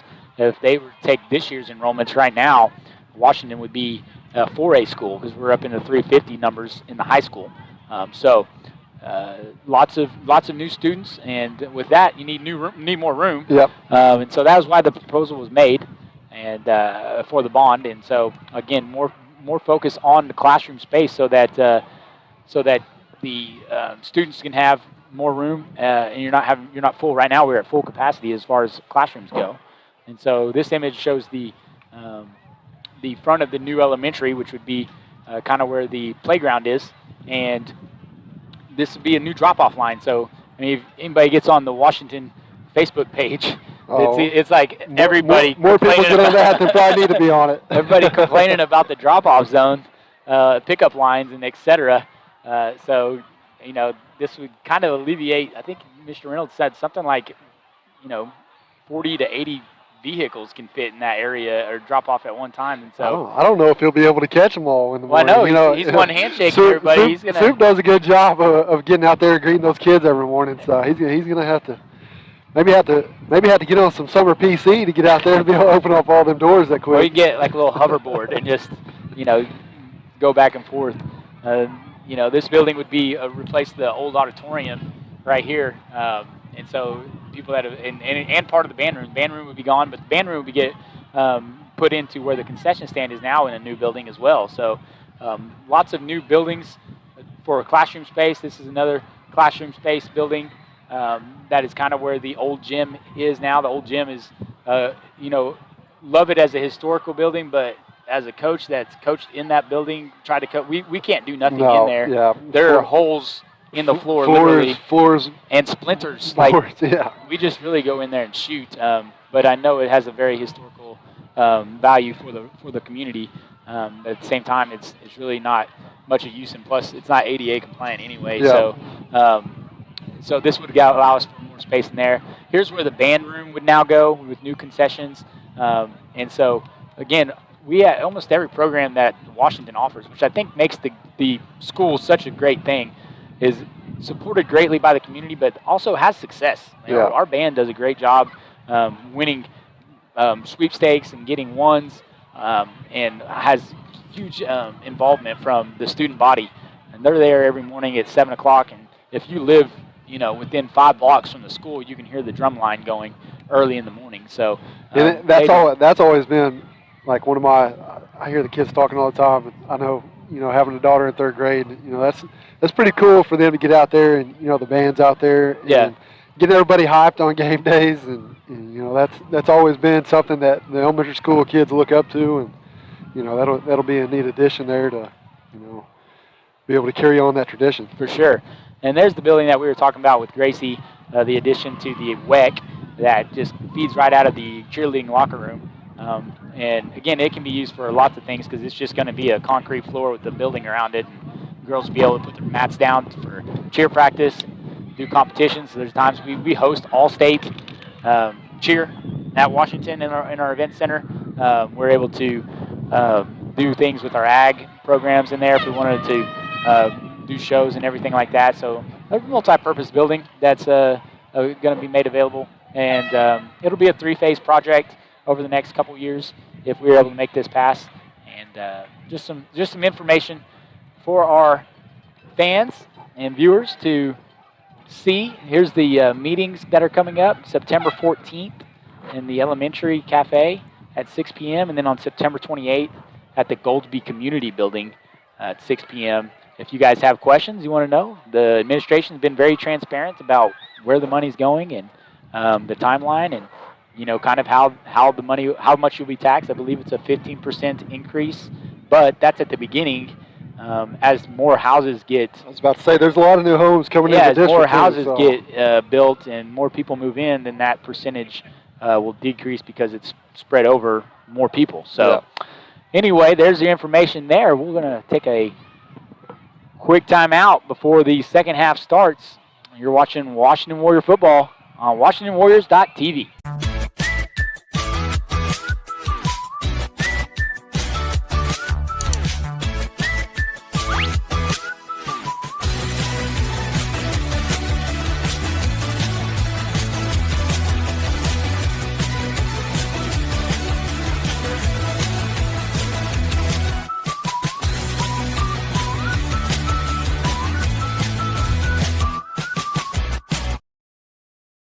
Versatile Networks can handle all of your school or business technology and wiring needs.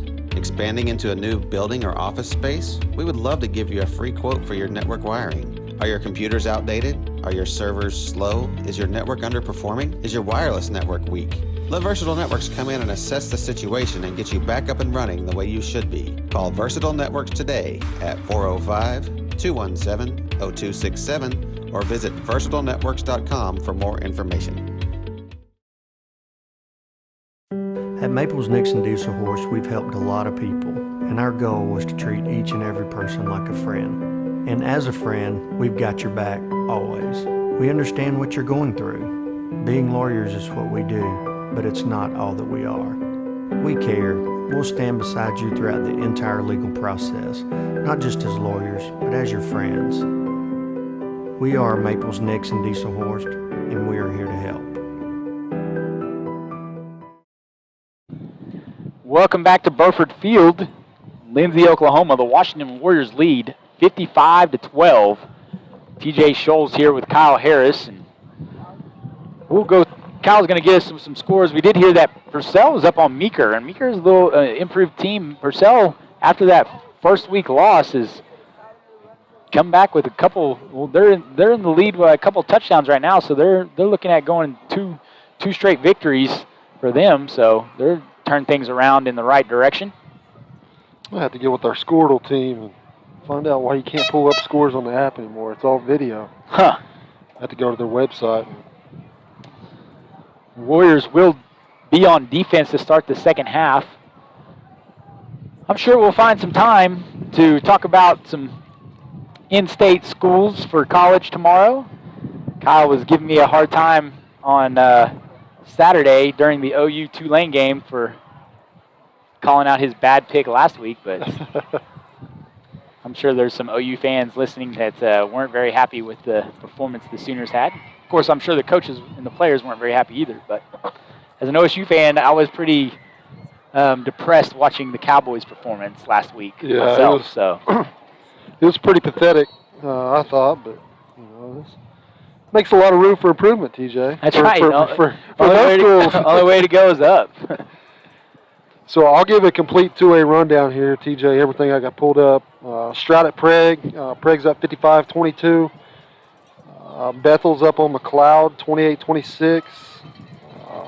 Frederick and Hobart, that's always pretty close together, always, right. You know, a big game. Frederick's up big, 49-13. We saw Frederick like 3 or 4 years ago, and they were a young team and gave us a little bit of trouble. Came in there a little. We came in there a little too confident. We were up. We won pretty big, but I remember Coach Beller during the halftime interview. He did not want to. He was not very happy. Yep. And now they're seeing their fruits of their labor. So Purcell's up 26-12 on Meeker. We'll get some more here after we get started. Kobe Scott with the line drive kickoff. Covered at the 10-yard line. Looked like number 80 back there that time. Pedro Menchaca takes the ball to the Lindsay 27-yard line, and that's where they'll take over their first possession of the second half. Looks like we're already going to start mixing in some younger guys, TJ, as to be expected, up 55-12 here starting the third quarter. Got number 88. That's Caden Hutchinson. Caden Hutchinson. Yeah, at the defensive end spot. Isaiah Tyler at the corner. So Isaiah Tyler is a good opportunity for him to show that he deserves some time to play because you know Lindsay's going to pass it. Brody Ramming passes it right there. Tyler blows up the bubble screen. Looks like Lindsay's brought in some of their backups too. Cash Bear is no longer out there at the quarterback spot. They got sophomore, I believe he's a sophomore, Brody Ramming. Yeah, talking to some of their guys earlier, you know, he said that we might expect that too with them not being, you know, very deep in depth wise and especially being down. No need to get anybody hurt right now, TJ. Still got a lot of season ahead. Yeah, the Lindsay people are friendly in the press box. Vaughn makes Cade Norman miss and pushes it up to the 45-yard line before being brought down by Jax Hendricks. But they were talking about how they felt, you know, they got Marlowe still in their district, but after that they feel like they could win the rest of their games and they can stay healthy. You know, football's a long season. You want to set yourself up nice for playoffs, but playoffs are what really matters. Yeah, and that's a long ways away still. They've got like you said, they've got Marlowe coming up, but you know, once they get past that, they've got a horizon to win several games this year. Ramming fakes the handoff, and he's looking to run, and he is met first by Cade Norman and then pushed out of bounds by Jamison Holland. About a 3-yard gain will bring up 2nd down and 7. Case Taylor in at the middle linebacker spot, and Cole Beller running the outside backer. On the line of scrimmage for the Warriors, playing defense, 61 Baylor Haynes, Nathan Rainey, and Dom Jackson. Looks like Baylor has to get pulled real quick for Hayden Milner.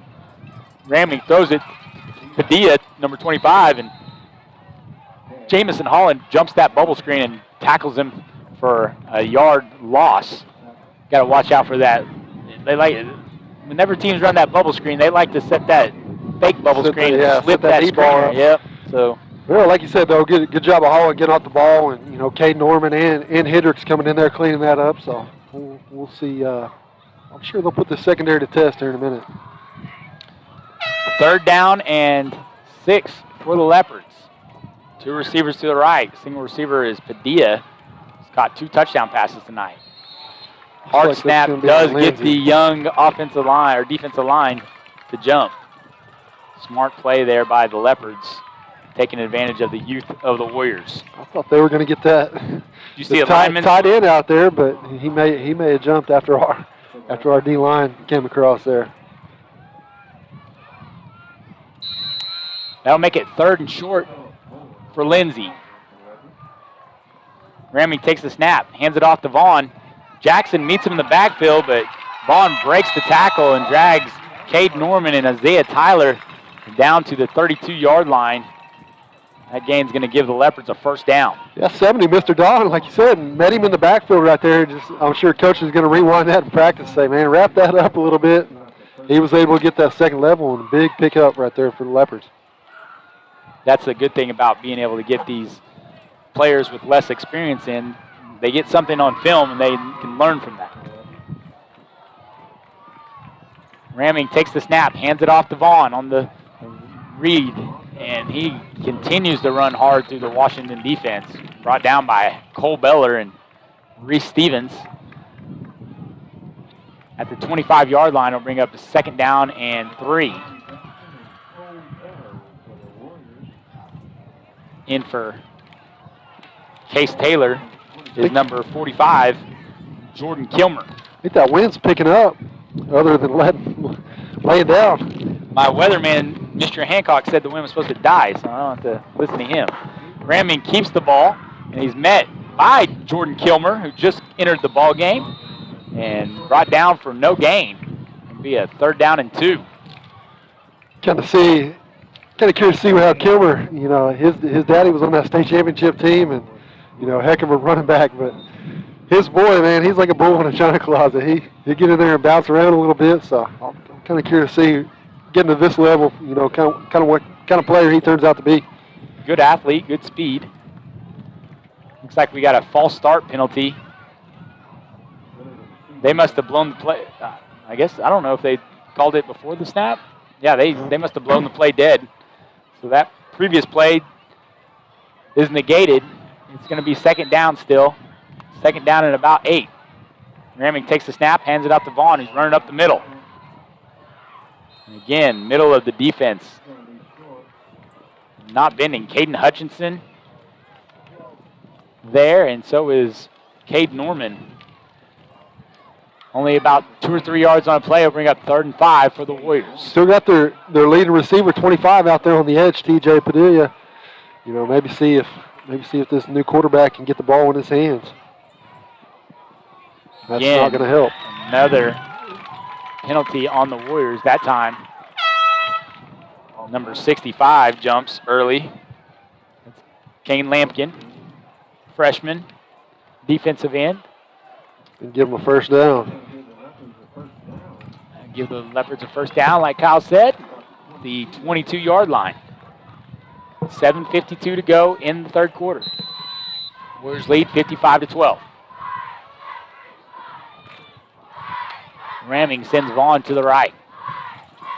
Takes a snap. He's looking to pass. Looking to the right. He has Mencheko. 8-yard pickup before being tackled by Reese Stevens, by Pedro Mencheca. I'm working on my Spanish, Kyle. Dustin Orr. Who's the Spanish teacher now? Is it Orr? Yeah, Dustin Orr. Sounds like a very Spanish name. It's Senorita Simmons, or Senor Simmons. Yeah, him and Portillo. Senora Portillo. Second down and 3. She always made it fun, man. Miss her. Ramming takes a snap, hands it off to Vaughn, but he is shot down by number 4, Cole Beller. A 2-yard loss. Nice job by Cole Beller, slipping into the backfield and making a tackle. Brings up 3rd down and 5 for the Leopards.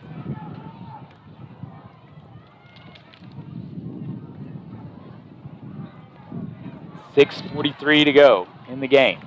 Or, excuse me, in the 3rd quarter. Ramming, looking to pass, fakes it, now rolls out to the right, still looking to pass, now he's going to run, and he is pushed out of bounds by Reese Stevens. Number 45, Jordan Kilmer, is the first one to meet him.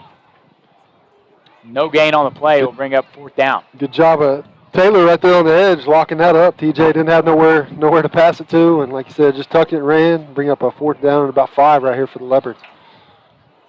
Be good if the Warrior defense here with these young guys in can get a stop on this first possession of the second half.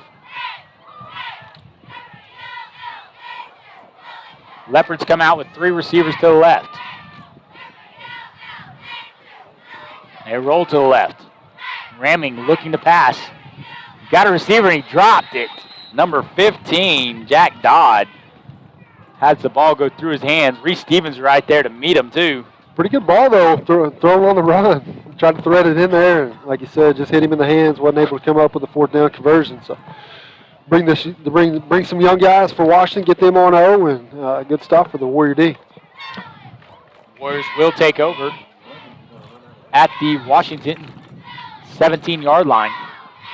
We'll see who Coach Beller decides to send out there on offense.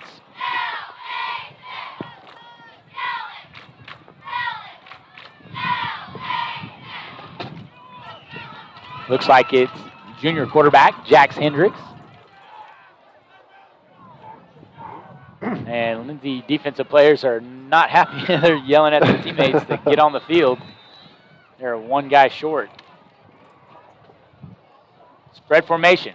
Hendricks takes the snap. Hands it off to the running back. We'll have to see who that is.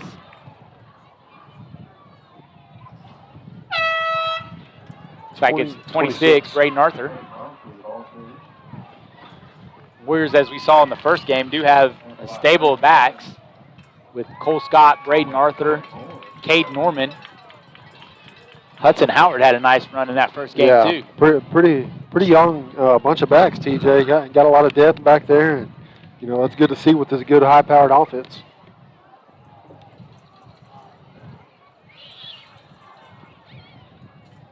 Second down and 8. Hendricks takes the snap. Now he's just going to run and try to make something happen, and he is tackled at the line of scrimmage. Number 54, Dagan Harrell. That's something that they're definitely going to have to get worked out, you know, as weeks go by, TJ. We've had a lot of low snaps this year. I know Bergen was working hard, and coaches are working with him, man, young kid, but, you know, that's kind of been a fallback problem for the last 3 weeks now. So, like I said, they keep chipping away at it. He'll get better as he progresses throughout his career, but get that cleaned up a little bit. Third down and 8 for the Warriors. Hendricks sends Cage Morris in motion and hands it to him on the jet sweep. He's got some blockers. He's past the first down marker, now cuts it back up the middle. And finally stopped by the Leopards. Just outside the 40-yard line. Looks like they're going to be down at the 39. But he's getting is good enough for a Warrior first down.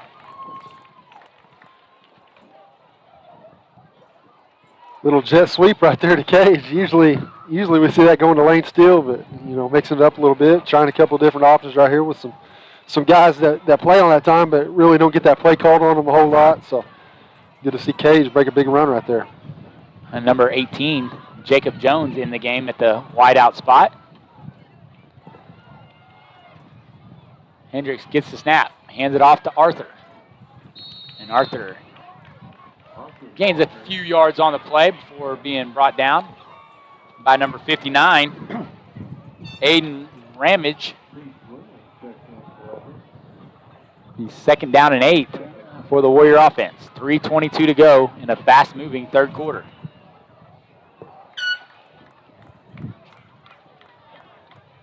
Some of these guys are gassed running off the field.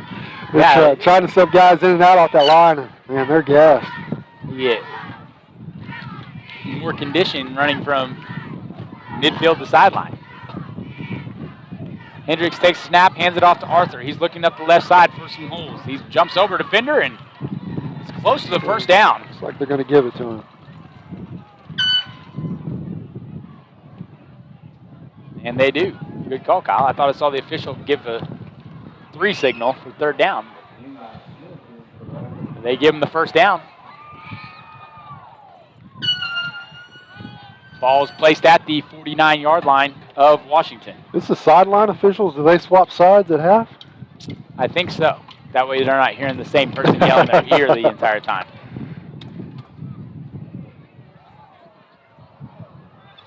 Three receivers to the right, single receiver to the top. They send Cole Beller in motion. And they're running the option with Cole Beller and Jackson Hendricks. Jackson fakes the pitch. He's got room to run. He's at the 30, 25, 20, 15, 5, touchdown. There is a flag, however, at midfield. Nice job by Hendricks, though, with the fake pitch. Fooled the defense, but he might have been sprung loose by some holding on the line of scrimmage. Yeah, great option run right there, TJ. You know, Hendricks could have gave it up right there, but found a little opening, tucked it in, and was able to get in. But like you said, that's going to be negated to a penalty at midfield there, and it's going to put the Warriors behind the sticks.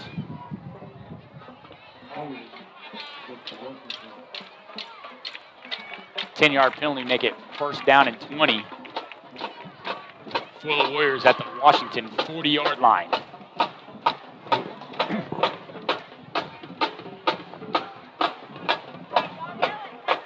Had that happen last week, too, with Cade Norman's big run. And yeah. Got a touchdown taken away because of a holding penalty, so.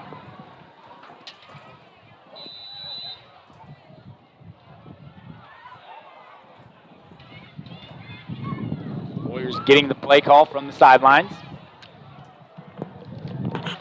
Jake Coles and Jacob Jones at the outside receiver positions. Cage Morris and Cole Beller in the slots. They send Cage Morris in motion. Handed up to Braden Arthur up the middle. Big hole. And he is slammed down by number 6, Austin Hines, and number 14, Corbin Burrell. He's able to pick up 8 yards back on that play, make it a 2nd and 12 for the Warriors.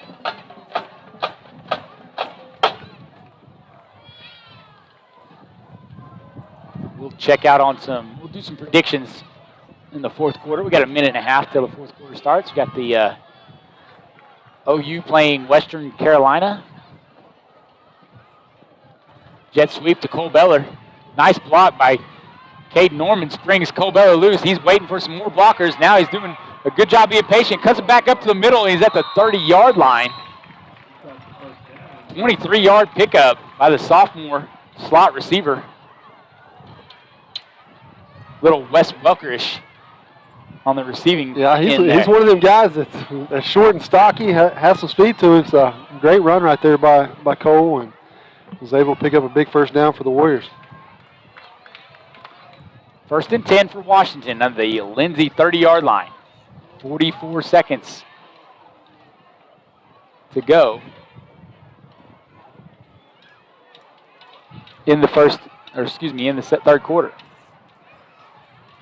Handoff goes to Cade Norman. He's got a line of linebackers or offensive linemen in his way. He's got a first down and more. A gain of about 15 on the play. He had a convoy of Washington Warrior offensive linemen there, Kyle. Looked like the old Green Bay Packers sweep. Yeah, almost looked like a little play action screen right there. Like you said, Cade's one of them guys. He finds a guy downfield. He's not afraid to lower that shoulder and try to run somebody over. And that's going to be the end of the third quarter. Warriors lead 55-12. You're watching Warrior football on WashingtonWarriors.tv. Allegiant Marketing Group produces inbound lead generation for our clients through integrated traditional and digital campaigns. We continuously develop new strategies, tactics, and productive efficiencies so you can reach your target market and get a measurable return on investment. This fast-paced world demands for your products and services to be presented at the moment your buyers need them. Targeted and innovative marketing creates your success. Call AMG today, your marketing partner. Support your school's booster club and get your business in front of thousands of potential customers. Talk about a win-win. Advertising packages start on this streaming station for less than $10 a game. Call 405-726-0835 or email adam@squirtle.com right now for more information.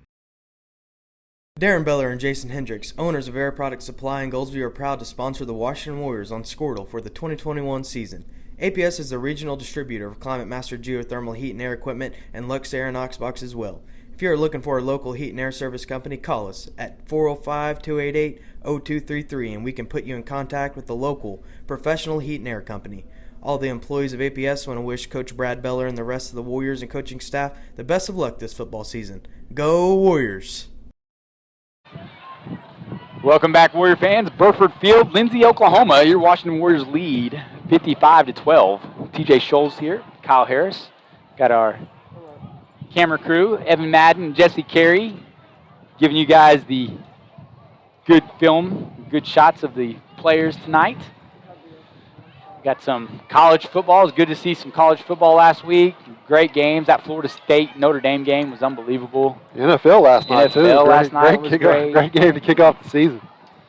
Fantasy football's back. Got a fantasy football league going on. You have to get me in on that fantasy. What's the secret to getting in on your fantasy football league, man? You guys go to Dallas, you play golf. Yeah. Have draft day. You can't be sensitive to be in this group that we're in. Lots of jokes made on the group messaging. False start on the Warriors, backs it up 5 yards, makes it first down and 15. Hendricks takes the snap, hands it off to Hudson Howard. The freshman running back pushes forward for a couple yards. This fantasy football league I have is going on with my students in my Algebra 2 class. I'm teaching them about statistics. You might want to keep that on the DL. It's about statistics, Kyle, through fantasy football. So we're trying to learn some stuff. We got some guys on the football field that are pretty excited about it. What if they lose? They going to be making you pancakes for the whole last semester of the year or what? My team's not very good, but I don't know what that means. But anyway, yeah, it was good seeing NFL on last night. Great game by Tampa Bay and Dallas. You get Tom Brady too much time if you're a Cowboys fan. Yeah, that's what I was waiting to hear all them Cowboys fans, all the haters. Hendricks takes the snap. He's running the option with Beller. Beller bobbles the pitch, but is able to recover it. No gain on the play.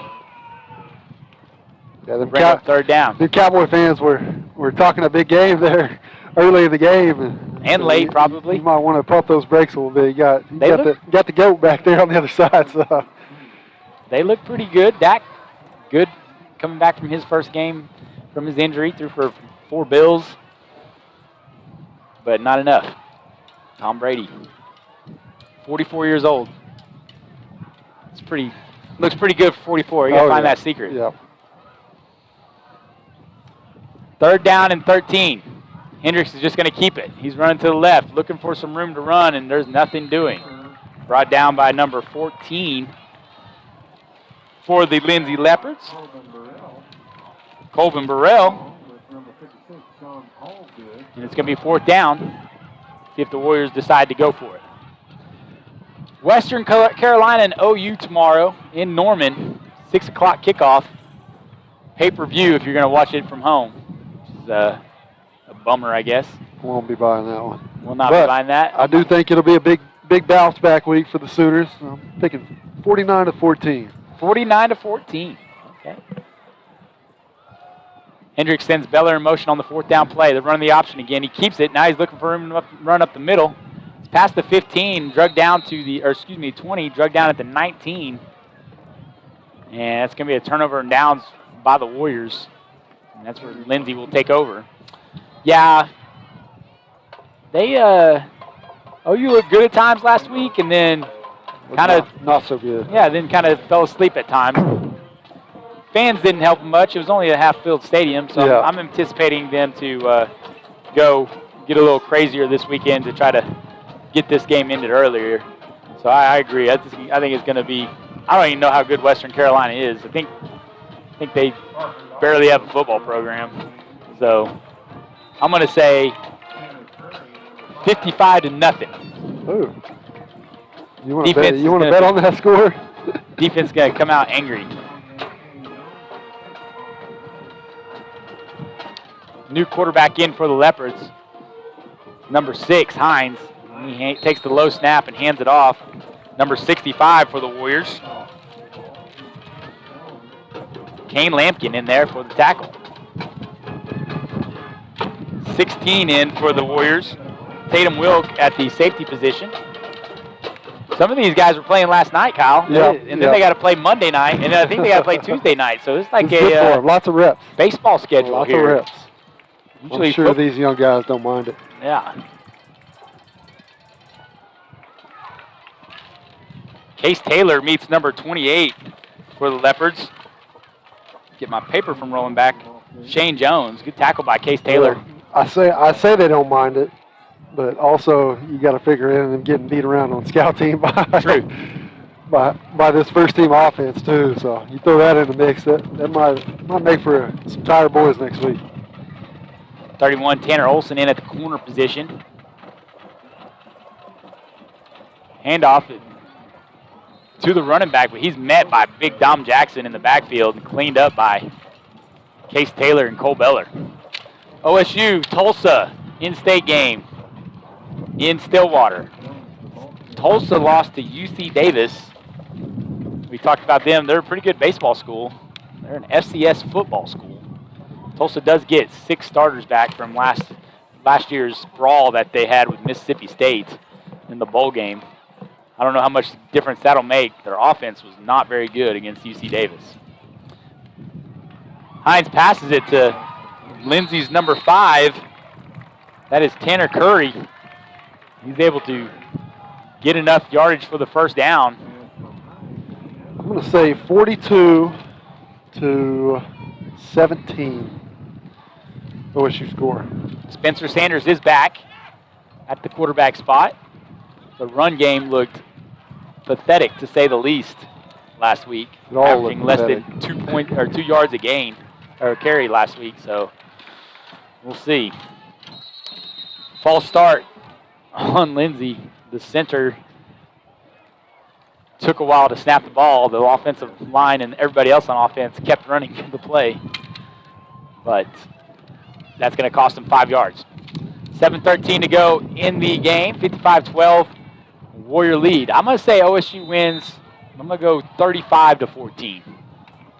Tulsa's defense isn't that is their strength. I think they're going to try to keep it slow. Uh-oh. Handoff goes to number 28. Now he's got some room to run, and he is corralled by number 30, Cade Norman. He's able to make a couple of defenders miss before being brought down at the 41-yard line. Had a couple of Washington defenders there to make the tackle, but he was able to slip free. Number 28, Shane Jones. Yeah, he got through that first level. Second level, Cade was the only one out there. Cade had to wrestle around for a minute. I thought he was going to break that one, but credit Cade for. Came in from that outside linebacker spot, caught him from behind. Hines takes the snap and rolls right. He's going to keep it. Cuts it back up to the middle and is brought down. Number 38 there for the Warriors.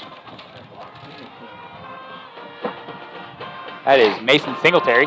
He's made some good plays in the special teams so far tonight, too. Good seeing Lampkin out there. Good job right there by Lampkin. You know, you like to see your defensive end getting upfield, pushing that thing back to the middle, and turning that thing in back to everybody. Handoff goes to Shane Jones again, but he is wrapped up by Cade Norman in the backfield. He's able to gain a couple yards on the play and bring up a manageable 4th down situation for the Leopards. 5:40 to go in the ball game. Some other players in the game. Number 17, Nate Roberts at the linebacker position. We got bye week next week? Bye week next week. Shane Jones takes the snap, or excuse me, takes the handoff and is slung around to the ground. Let's see if we can get number 45. There's Jordan Kilmer. Yep, bye week. And then after that, go to Bethel? Bethel, I believe. That's away, isn't it? Yep, away game. Had it started off with two home games and then on the road. Got Bethel, CCS, Purcell coming up. I'm not sure exactly what order that is. I just show up. Purcell, then CCS. I just show up and call the games. Tell me where to go, Kyle. We'll be there. But we do have events being streamed next weekend as Hines takes the snap and does the quarterback keeper on 4th down, gains a couple yards and able to pick up the first down. Talk about other stuff being streamed, man. People in there, businesses in town, you know, get a hold of us, get your sponsorships in. Still looking to pick up all we can get. So if you guys are interested, hit TJ up. Like I said, this is a free service that's being brought to you guys this year. You got to enjoy that. I think last year they had to pay $10 a month, and so the other thing about that is depending on how much we're able to get for advertising, we want to cover our costs. But then anything past that, the school gets. Yeah. And so it just goes back into our athletic fund and back to our student athletes. And so we're trying to push that. Squirtle provided all our equipment this year. You know, it was time to update some equipment we had. We were working off some old stuff, and you know, I've had a lot of not complaints, but compliments of you know how good the Hines back to pass and had a receiver. Pass was intended to number 5, Tanner Olson in coverage.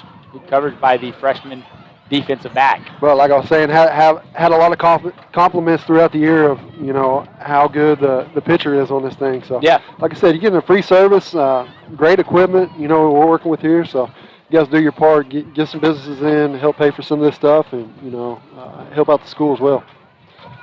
Jones takes the handoff from Hines and is able to push the pile forward for about 4 yards. 3:26 to go in the ball game. Warriors lead 55-12. 4th down and about 6. Yes, next week we'll be streaming the cheer regionals and in the morning, and then in the evening we'll head to Moore and get to see our band compete and show off what they've been working on. Hines passes to Curry, and he is tackled by Tanner Olson. We'll see where they mark the ball at. Looks like he's going to be just a little bit short. And it looks like the officials give him a favorable spot and the first down. A little easier to do that than switch positions, I guess. Yeah, because that official was all the way up there, the back judge. Hines looking to pass, got Curry, and again, good coverage there by Tanner Olson. Pass was intended for Curry. Another thing we'll talk about, TJ, with Squirtle, you know, you guys can go on the app also every week. You know, they bring you big-time games from around the metro. They usually, I think about 8 schools a week that they pick. They have on the Squirtle Pay Dirt, and they'll go live to in-game situations, big plays and everything. We try to keep up with them, and that's just another feature that you guys can go on the Squirtle app and check out from games around the metro. In for the Warriors, number 64, Cody Dennis. Number 74, Wyatt Denton. And number 29, Lucas Witcher. Hines takes the snap, hands it off to Jones, and Jones is able to make a couple defenders miss before being brought down by Case Taylor and Mason Singletary. A couple yards on the play will bring up 4th down and 7. 1:36 and counting on the clock.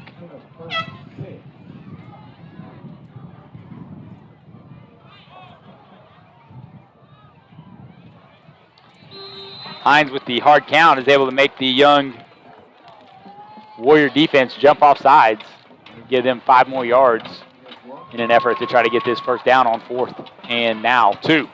You got to be happy, you know, getting in the game, being a young guy, but I'll promise you, watching film, that's one thing that's not going to make Coach Beller happy when you replay this on film days and see that. You're probably definitely going to hear it from the coaches on that one. It's crazy because, I mean, they do it at every level, and you still see, like, you know, professional guys jumping off sides, especially like Aaron Rodgers is hard count. Hines fakes the handoff. He's looking to pass. Caden Hutchinson's in the backfield with the sack. Caden Hutchinson, number 88. Mason Singletary there to make sure Hines doesn't go any further, and the Warriors will take over on downs. Big sack for the young fellow on 4th down. Was able to, had a couple penalties there, an unfortunate spot on 4th down there, getting the first down, but you know, you gotta like to see them young guys coming up with a stop there on 4th down. And we got about 55 seconds with a 55-12 lead. Freshman quarterback Nate Roberts in now. Hudson Howard behind him at the running back spot.